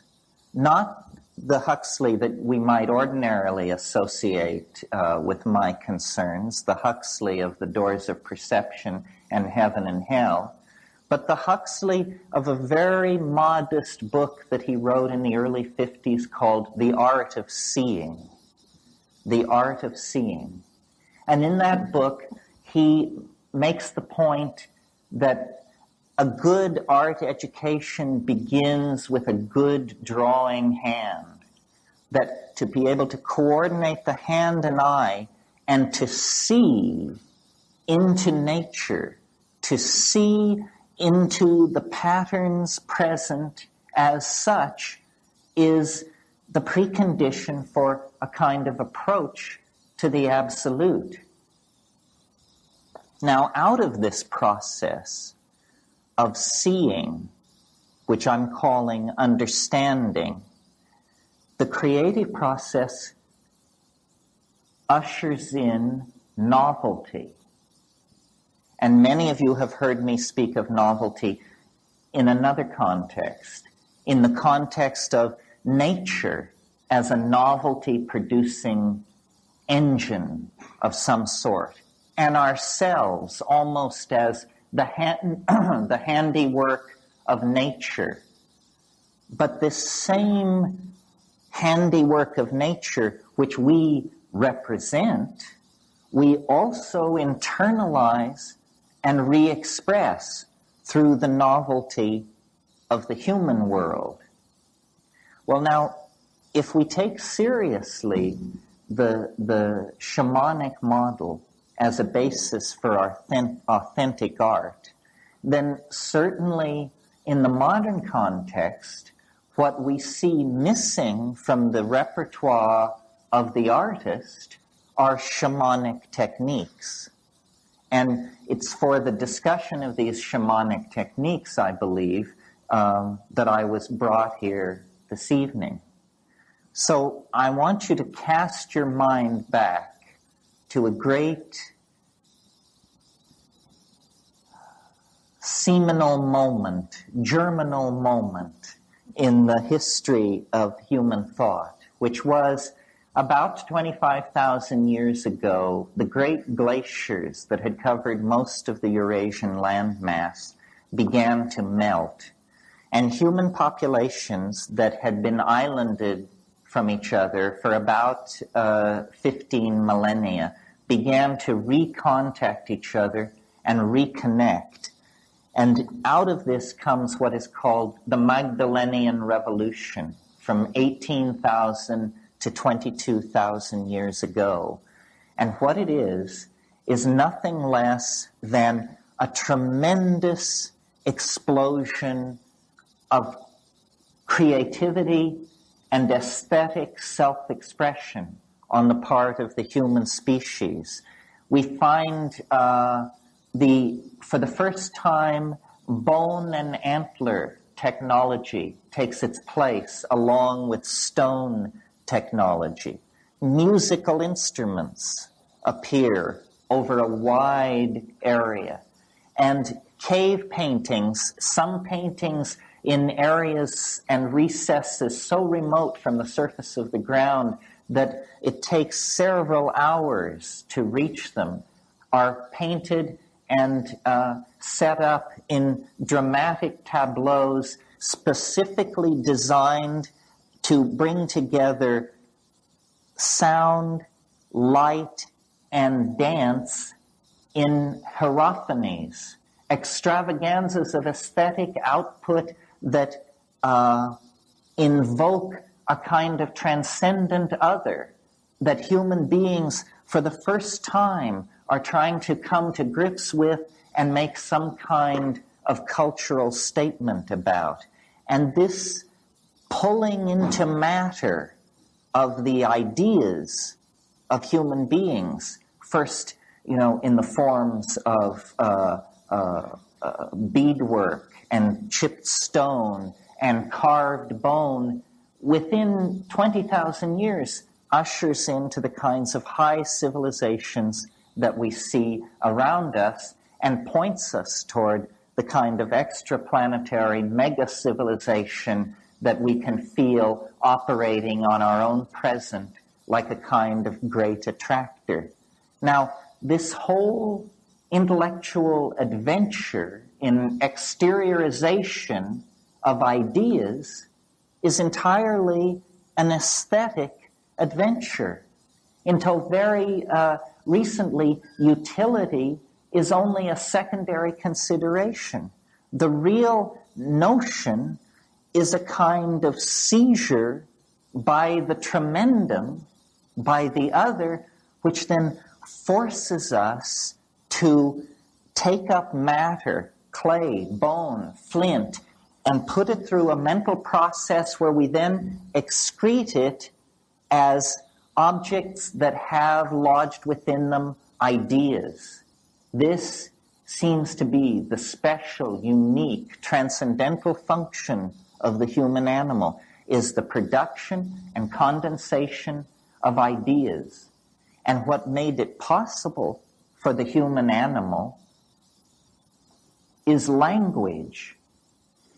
If you're seeking the thumbprint of the transcendental on the myriad phenomena that compose life on this planet, to my mind, the place to look is human language. Human language represents an ontological break of major magnitude with anything else going on this planet. I mean, yes, bees dance and dolphins squeak and chimpanzees do what they do, but it's a hell of a step from there to Wallace Stevens, let alone William Shakespeare. Language is the unique province of human beings, and language is the unique tool of the artist. The artist is the person of language. And I've, given a lot of thought to this because the work that I've done with psilocybin mushrooms and the observations of psychedelic plant use in the Amazon centered around ayahuasca lead me to the conclusion that it is the synergy and catalysis of language that lies behind not only the emergence of human consciousness out of animal organization, but then its ability to set a course for a transcendental dimension and pursue that course against all the vicissitudes of biology and history over 10 or 15,000 years. Language has made us more than a group of pack-hunting monkeys. It's made us a group of pack-hunting monkeys with a dream.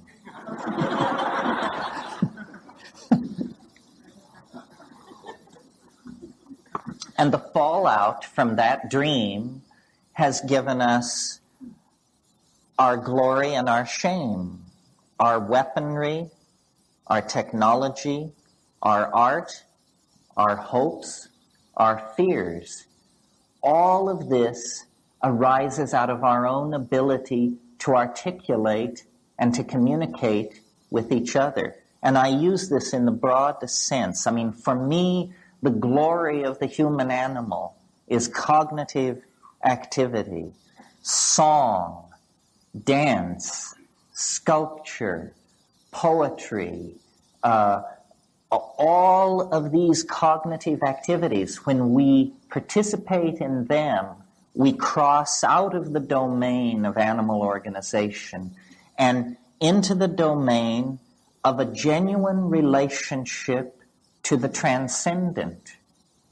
As you know, shamans in all times and places gain their power through relationships with helping spirits, which they sometimes call ancestors, sometimes call nature spirits, but somehow the acquisition of a relationship to a disincarnate intelligence is the precondition for authentic shamanism. Now, nowhere in our world do we have an institution like that we do not consider pathological, except in the now very thinly spread tradition of the muse, that artists alone among human beings are given permission to talk in terms of my inspiration, or a voice which told me to do this, or a vision that must be realized. The thin line, the thin thread of shamanic descent into our profane world leads through the office of the artist. And so if society is to somehow take hold of itself at this penultimate moment, as we literally waver on the brink of planetary extinction, then the artist, like Ariadne following her thread out of the labyrinth, is going to have to follow this shamanic thread back through time. And you know, one of the most disempowering things that has been done to us by the male-dominant culture is to brush out our footprints into the past. We don't have a clue as to how we got here. Most people can't think further back than the first Nixon administration, let alone, the arrival of the Vikings, the fall of Çatalhöyük, the melting of the glaciers, so forth and so on. We have been disempowered by a rational tendency to deny our irrational roots, which are a kind of embarrassment to science, because science is the special province of the ego, and magic and art are the special province of something else. I could name it, but I won't. It prefers to be unnamed, I think. So, how seriously then are we to take this, I'll call it an obligation, to follow the shamanic thread back into time? Well, I think that it is a matter of saving our own souls, that this is the real challenge. You know, I love to dig at the yogins by saying nobody ever went into an ashram with their knees knocking in fear over the tremendous dimension they know they were about to enter through meditation. Still truer and more sad, still more true and more sad, is the notion that very few of us pick up our sculpting tools or our airbrush with our knees knocking with fear because we know we are invoking and acting with the muse at our elbow. And somehow I think the artists need to recover this sense of mystery. One of the most depressing things to me about the art scene, and I had a chance to reconnect with this because I was just in New York, is it now has a kind of directionless quality. You can go into a gallery and you cannot tell whether it is 1990, 1980, 1970, or 1960, because a kind of eschatological malaise has settled over art. All notion of any forward movement toward a transcendental ideal has been put aside for the exploration of idiosyncratic vision. And I grant you, this is a tension, and perhaps in the question period we can talk about this. There is a tension between the individual vision and the notion of an attractor or a collective vision which wants to be expressed. But to my mind, this is the same dichotomous tension that haunts the individual in his or her relationship to Tao. You know, we don't want to be lost in ego, but on the other hand, if we completely express the Tao, we have no sense of self. The ideal seems to be a kind of coincidentia oppositorum, a kind of literalizing of a paradox, where what we have is Tao, but we perceive it as ego. And in the application of this notion to the art problem, I would say what we need is a situation where schooling, if you want to put it that way, or a tendency toward a coherent vision expressed by many artists is spontaneous. Each artist imagines that they are pursuing their own vision, yet obviously they are in the grip of an archetype which is rising through the medium of the unconscious. Now, the last time we saw this in American art was in abstract expressionism, which was probably in terms of the values, in terms of tension and the amount of emotional gain between one artistic moment and another. The break between abstract expressionism and what preceded it was the most radical break in American art in this century. Abstract expressionism actually carried us in to a confrontation with what the quantum physicists were telling us, that the universe is field upon field of integrated vibration, that there is no top level, there is no bottom level, that the ordinary structures of provisional space-time are simply that if we can rise out of the human dimension, then we discover these larger, more integrated dimensions where mind and nature somehow interpenetrate each other. A vision like that, a coherent vision, has yet to announce itself here in the post-history, pre-apocalypse phase of things. Well,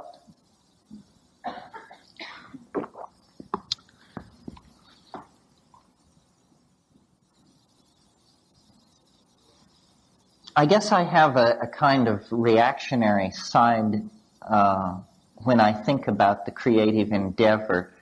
I believe that the psychedelic experience, as encountered by each of you in the privacy of your own mind, or as encountered by a pre-Jungian literate society somewhere in the world, that psychedelic experience is in a way the Rosetta Stone, not only for understanding the encryption that our own lives represent each to ourselves, but it's also a Rosetta Stone for uncoding the historical experience. Art is this endeavor to leave the animal domain behind, to create another dimension orthogonal to the concerns of ordinary history. And this orthogonal domain, to my mind, is glimpsed most clearly in the psychedelic experience.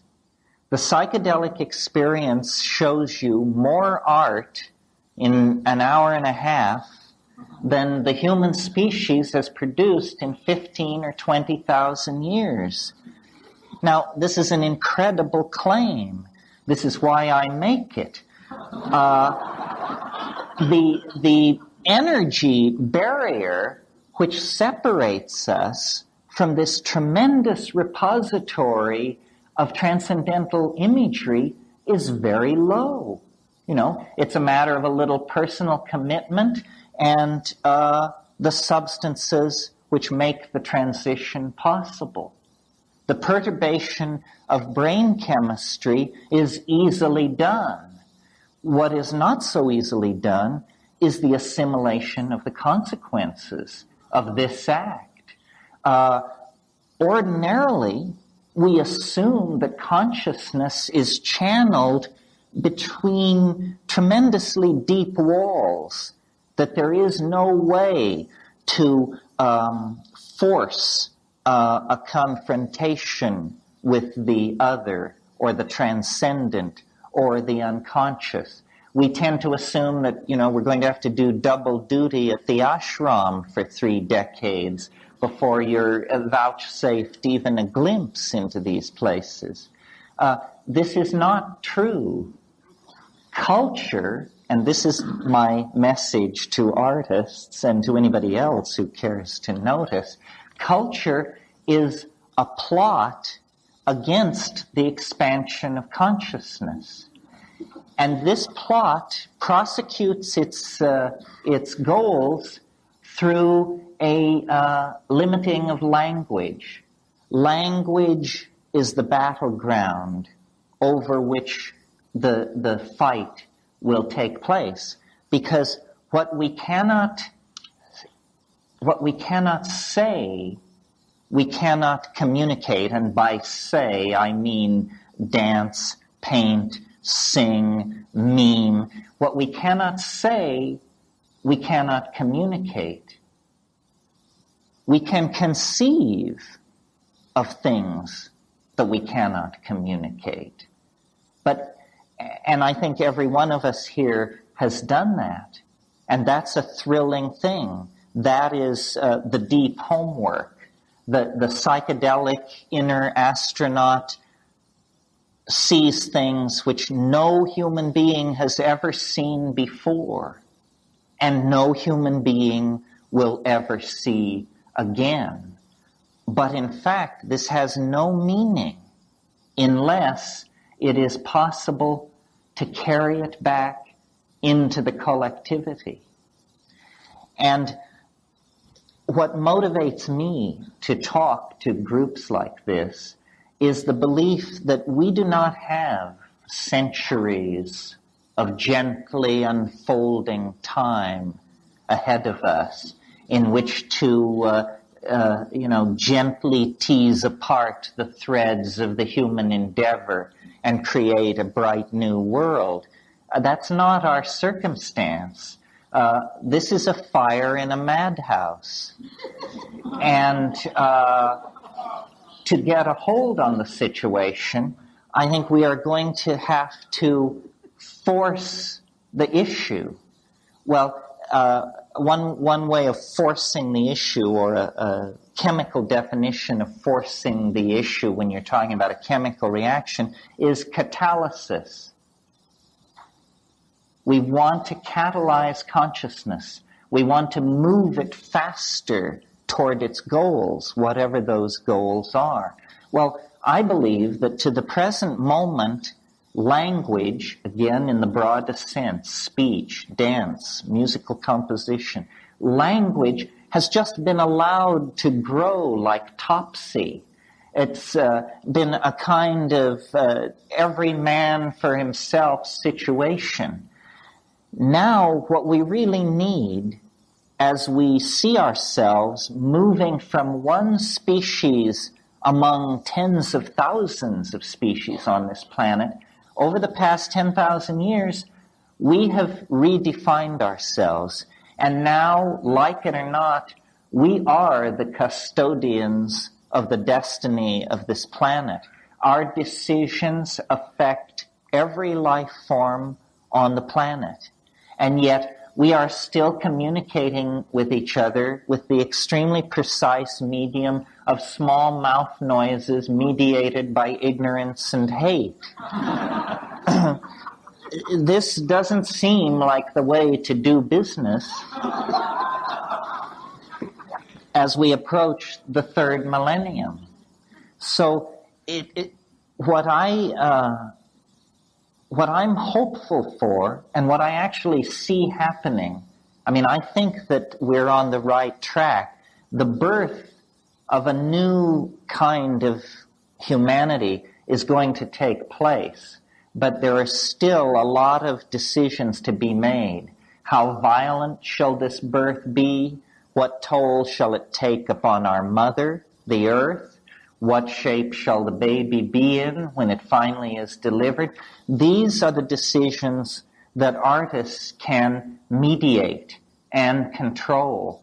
Most people are afraid of the unconscious.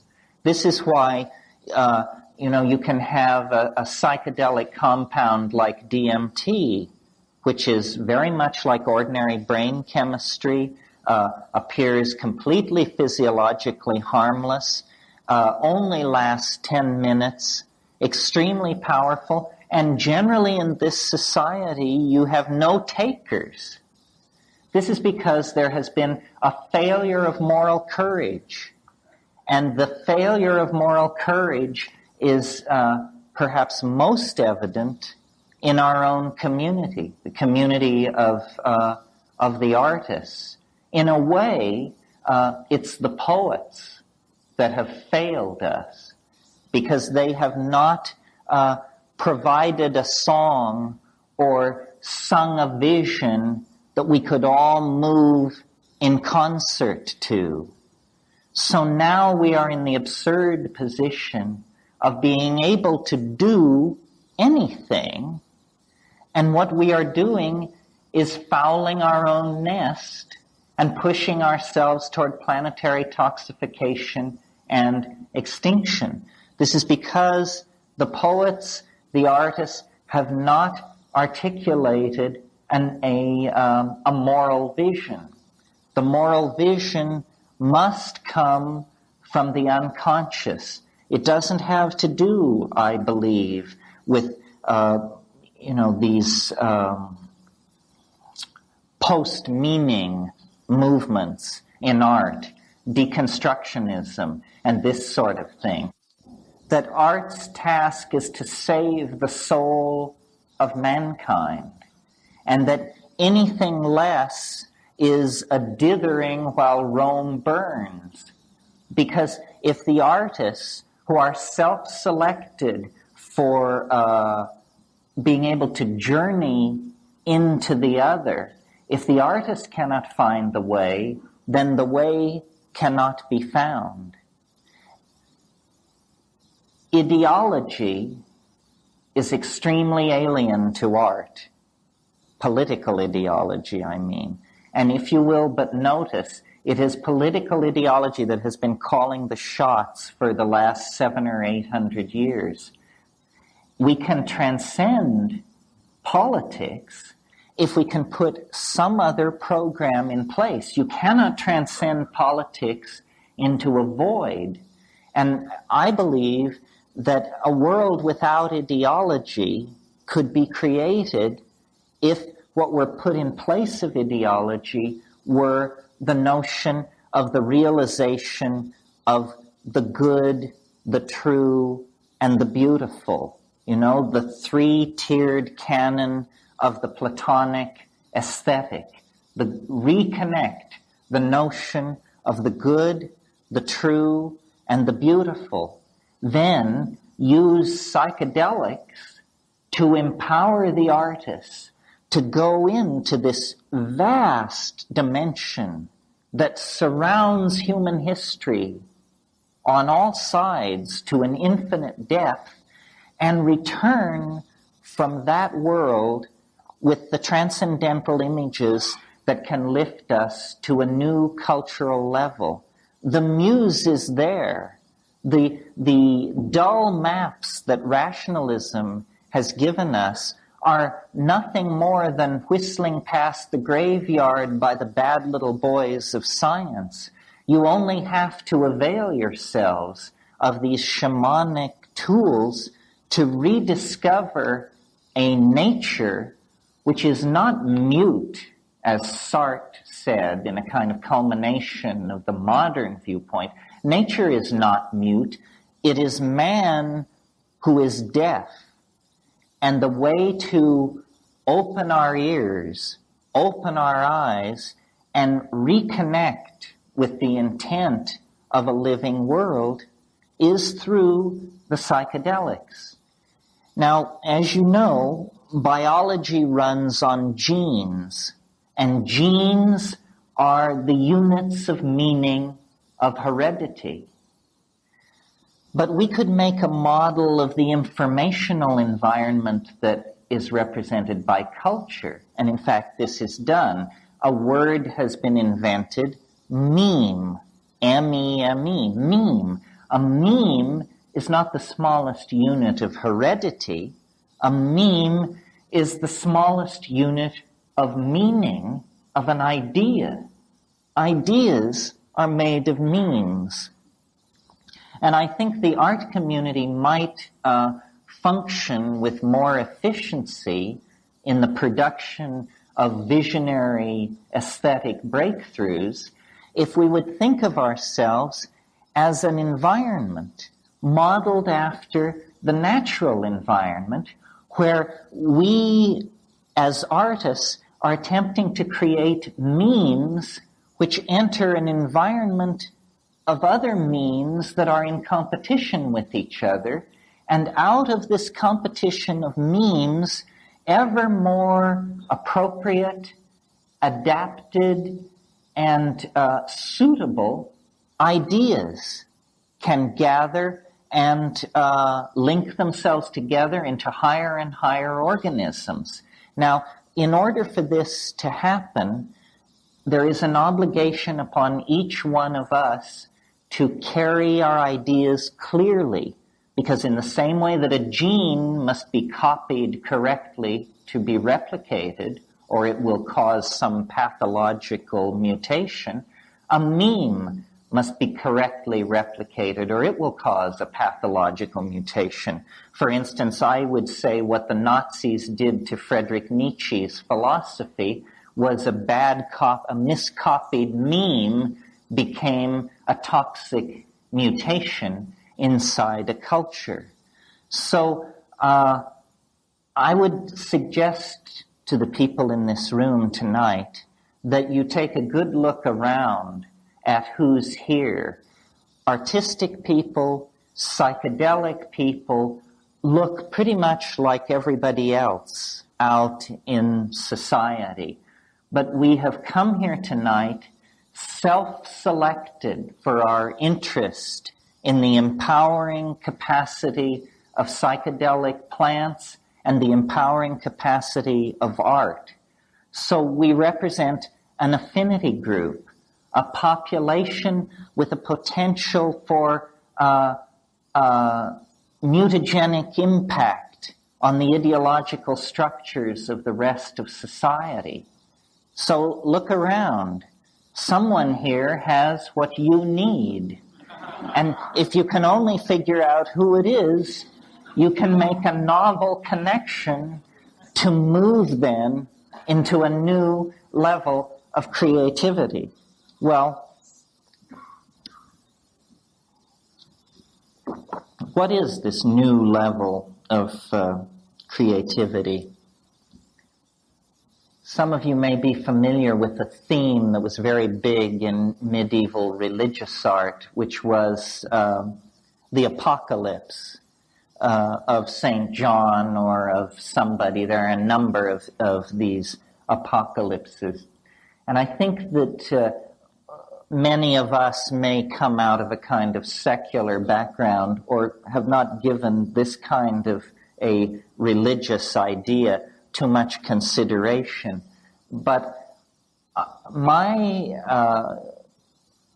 idiosyncratic conclusion, based simply on trying to be honest about the content of the psychedelic experience, is that human history really is on a collision course with a transcendental object of some sort. It is not going to be business as usual into the endless unfolding confines of the future. The very fact that human history is occurring on this planet, the very fact that a primate has left the ordinary pattern of primate activity and gone into the business of running stock markets and molecular biology labs and art museums, indicates to me the nearby presence in another dimension of a kind of hyper-organizing force, or what I call the transcendental object. And I believe that this transcendental object is casting an enormous shadow over the human historical landscape. So that if you're back in ancient Judea, you have an anticipation of the Messiah. If you are at Eleusis, at the height of the practice of the Eleusinian mysteries, you have an anticipation of the dark God. These anticipations of an unspeakable, transcendent reality that are always clothed in the assumptions of the individual artist and the society in which he or she is working are in fact genuine, and that you don't have to give yourself over to fundamentalist religion to connect with the fact that human history is an adventure. And this adventure has a number of startling reverses and sudden plot shifts that are very difficult to anticipate, and that we are coming up on one of those.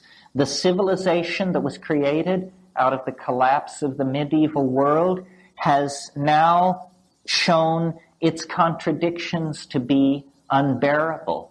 And though no one of us knows what the shape of the new civilization will be, somehow in the singing of the ayahuasca songs in the rainforest, in the tremendous hypermetallic transcendental off-planetary flash of psilocybin, in the teaching of the self-transforming machine elves that seem to dwell in the DMT dimension, we see that the ordinary linear expectations of history are breaking down, and that the truth of the immanence of the mystery is breaking through all the structures of denial of the male dominator paradigm that has been in place so long.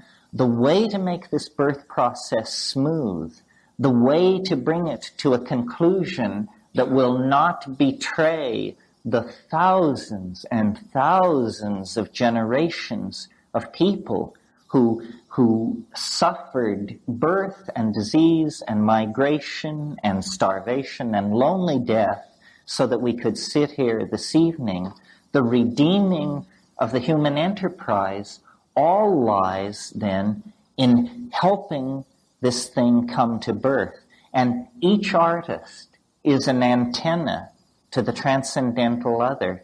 And as we go with our own history into that thing and then create a unique confluence of our uniqueness and its uniqueness, we collectively create an arrow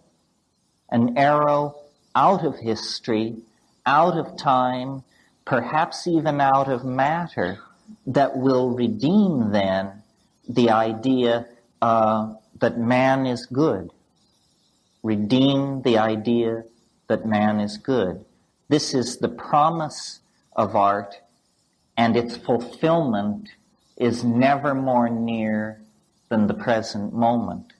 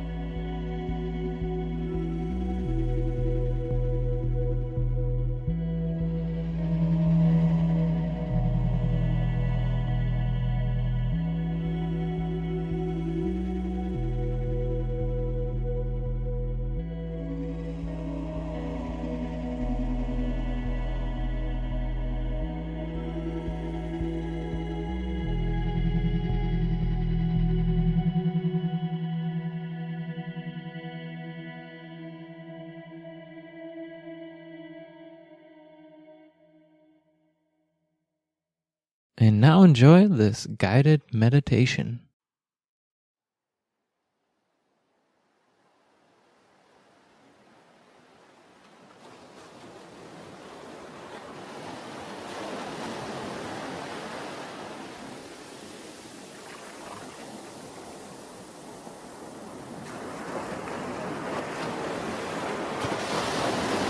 The ocean is a place to connect to a power greater than our humanness.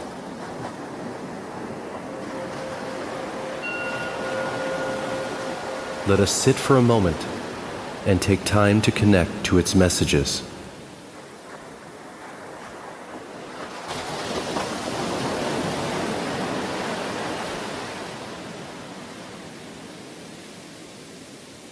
Let us within our minds connect to this healing context and wisdom.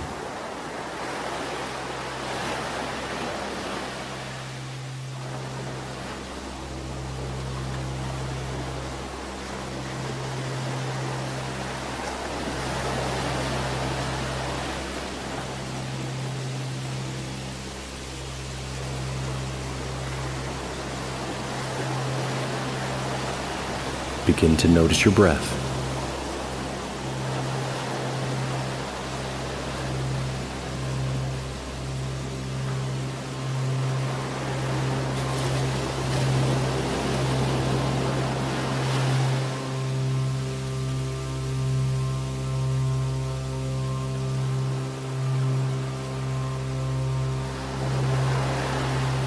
See if it begins to flow with the waves.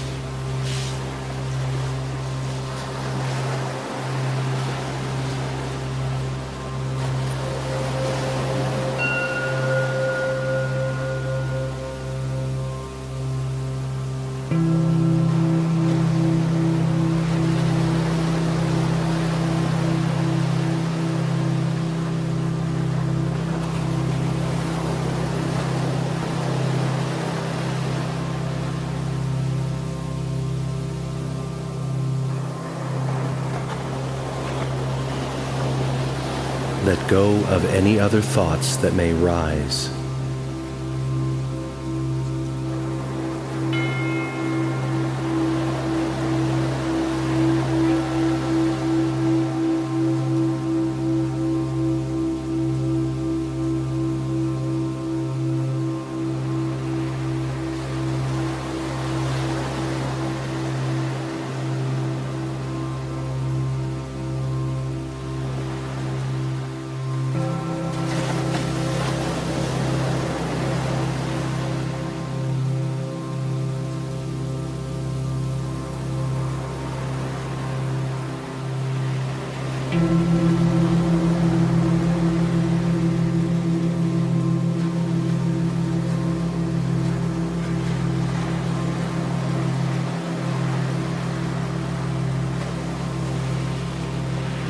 You are safe.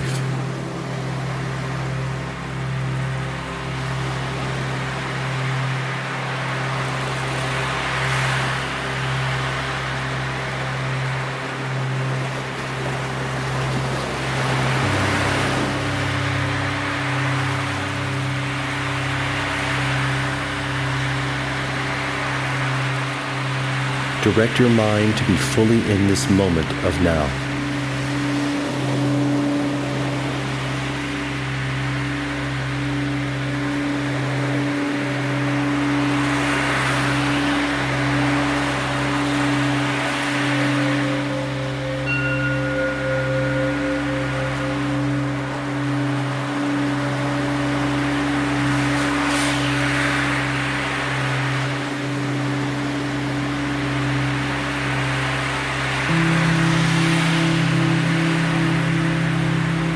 Concentrate on being in this moment, allowing all thought, sounds, and feelings to focus itself into one beam of energy, directed to the area you see with your eyes closed.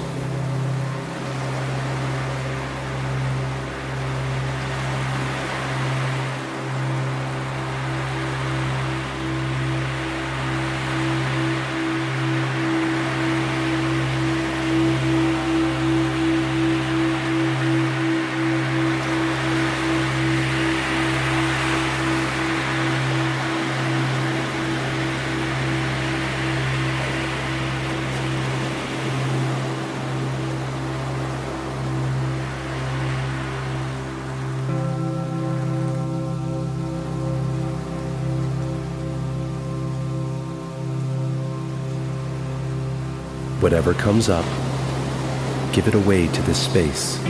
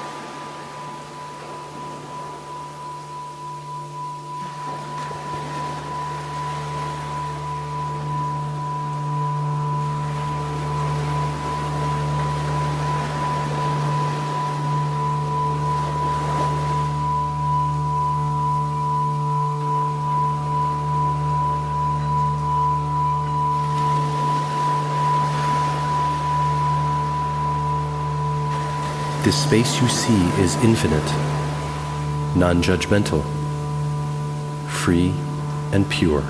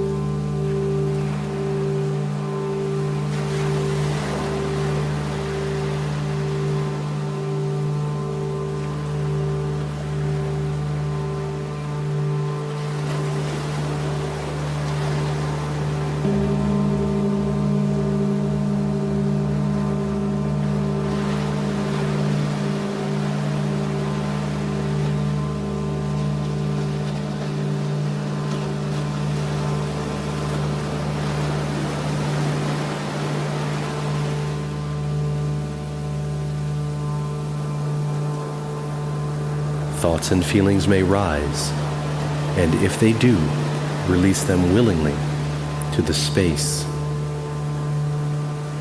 Watch them fall away like waves on the beach.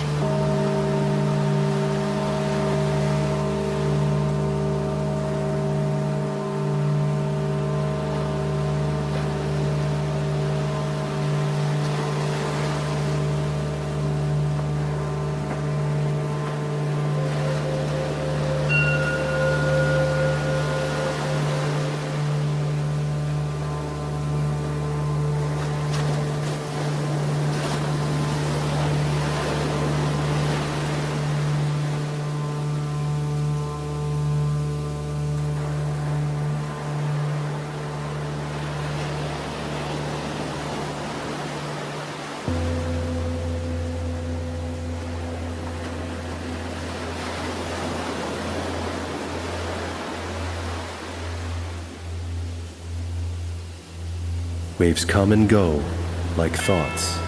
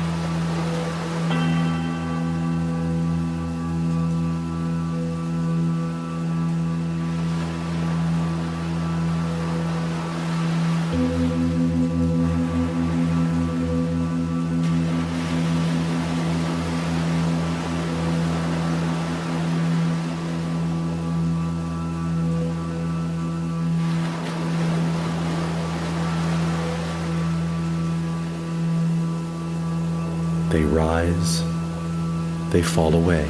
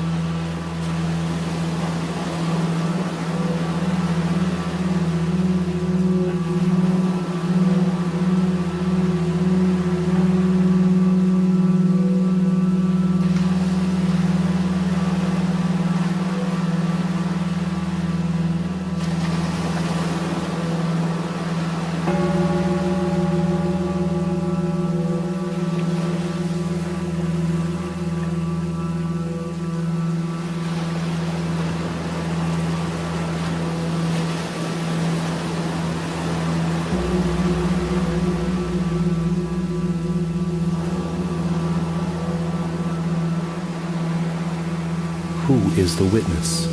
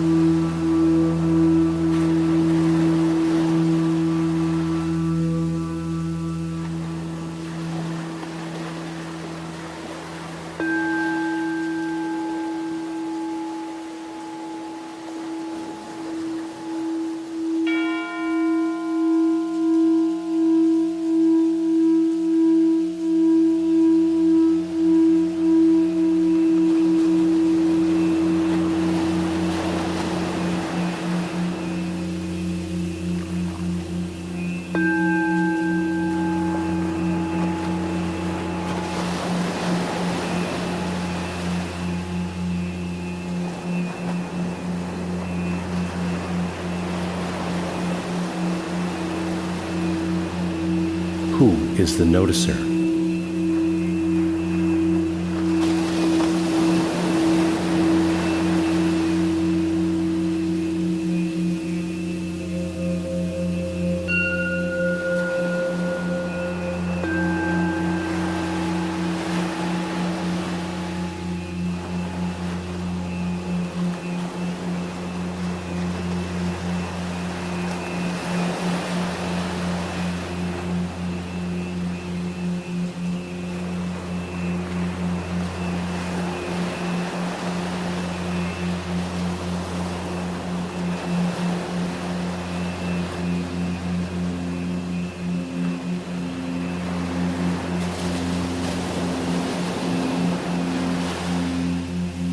If a thought persists, say gently inside, I am not that thought, and you are free to return home. Then return to the waves of the ocean, or your breath.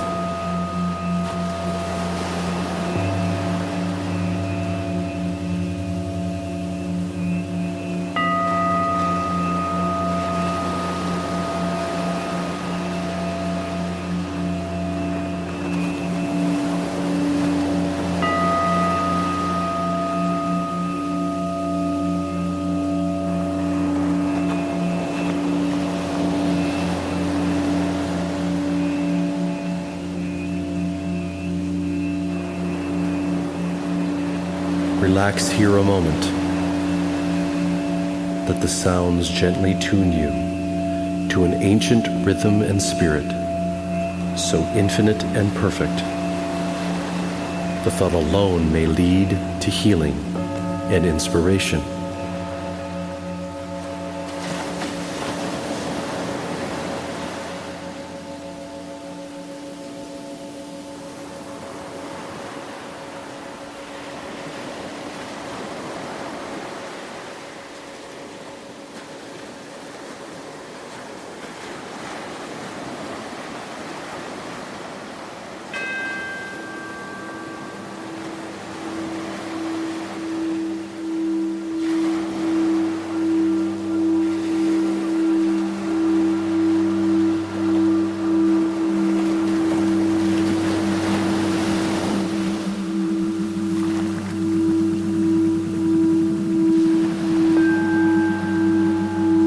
Like our minds, the ocean has many secrets to reveal.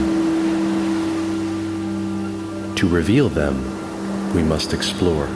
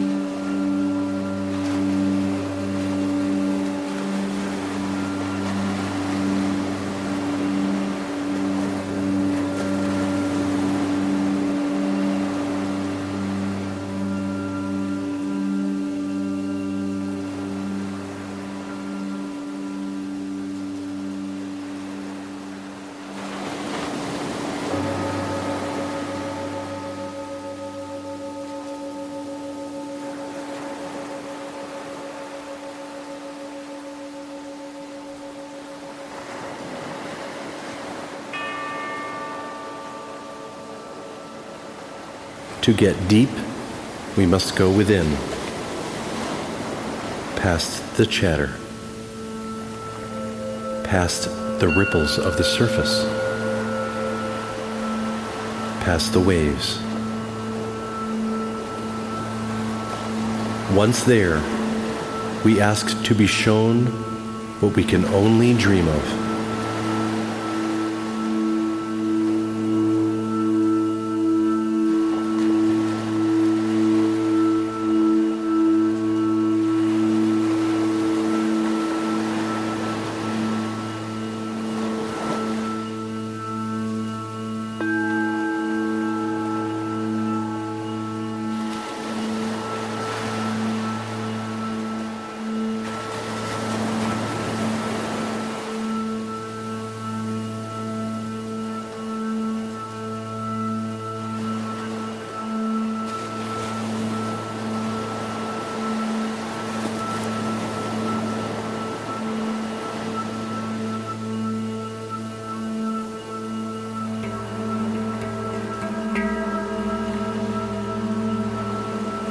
Here and now we ask,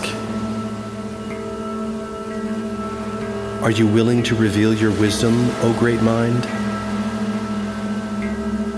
Are you willing to share a secret?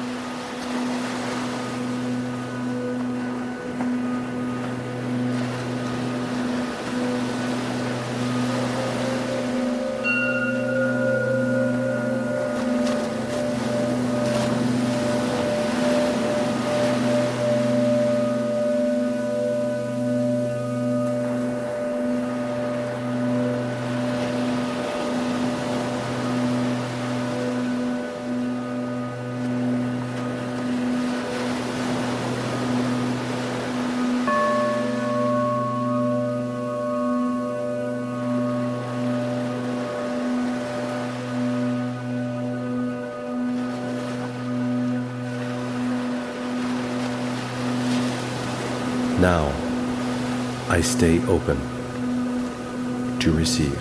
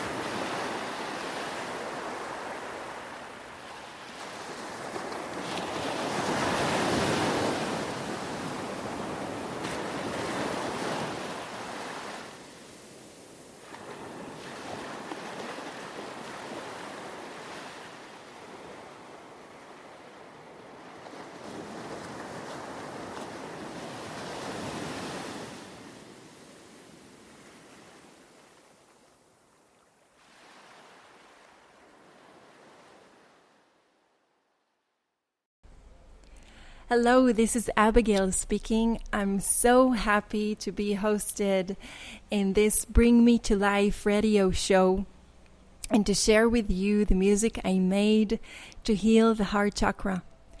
Before making this music, I was praying and meditating and asking the angels, my guidance, to heal the heart chakra and to make sure that everyone that will hear this music will benefit from it. So I welcome you all just to close your eyes and take a big breath and imagine that the sounds is going to your heart, opening and cleansing. And I want to thank you so much for being open to this healing. And I will be very happy to hear from you. I'm sending you so many blessings and so much love. Bye-bye. See you.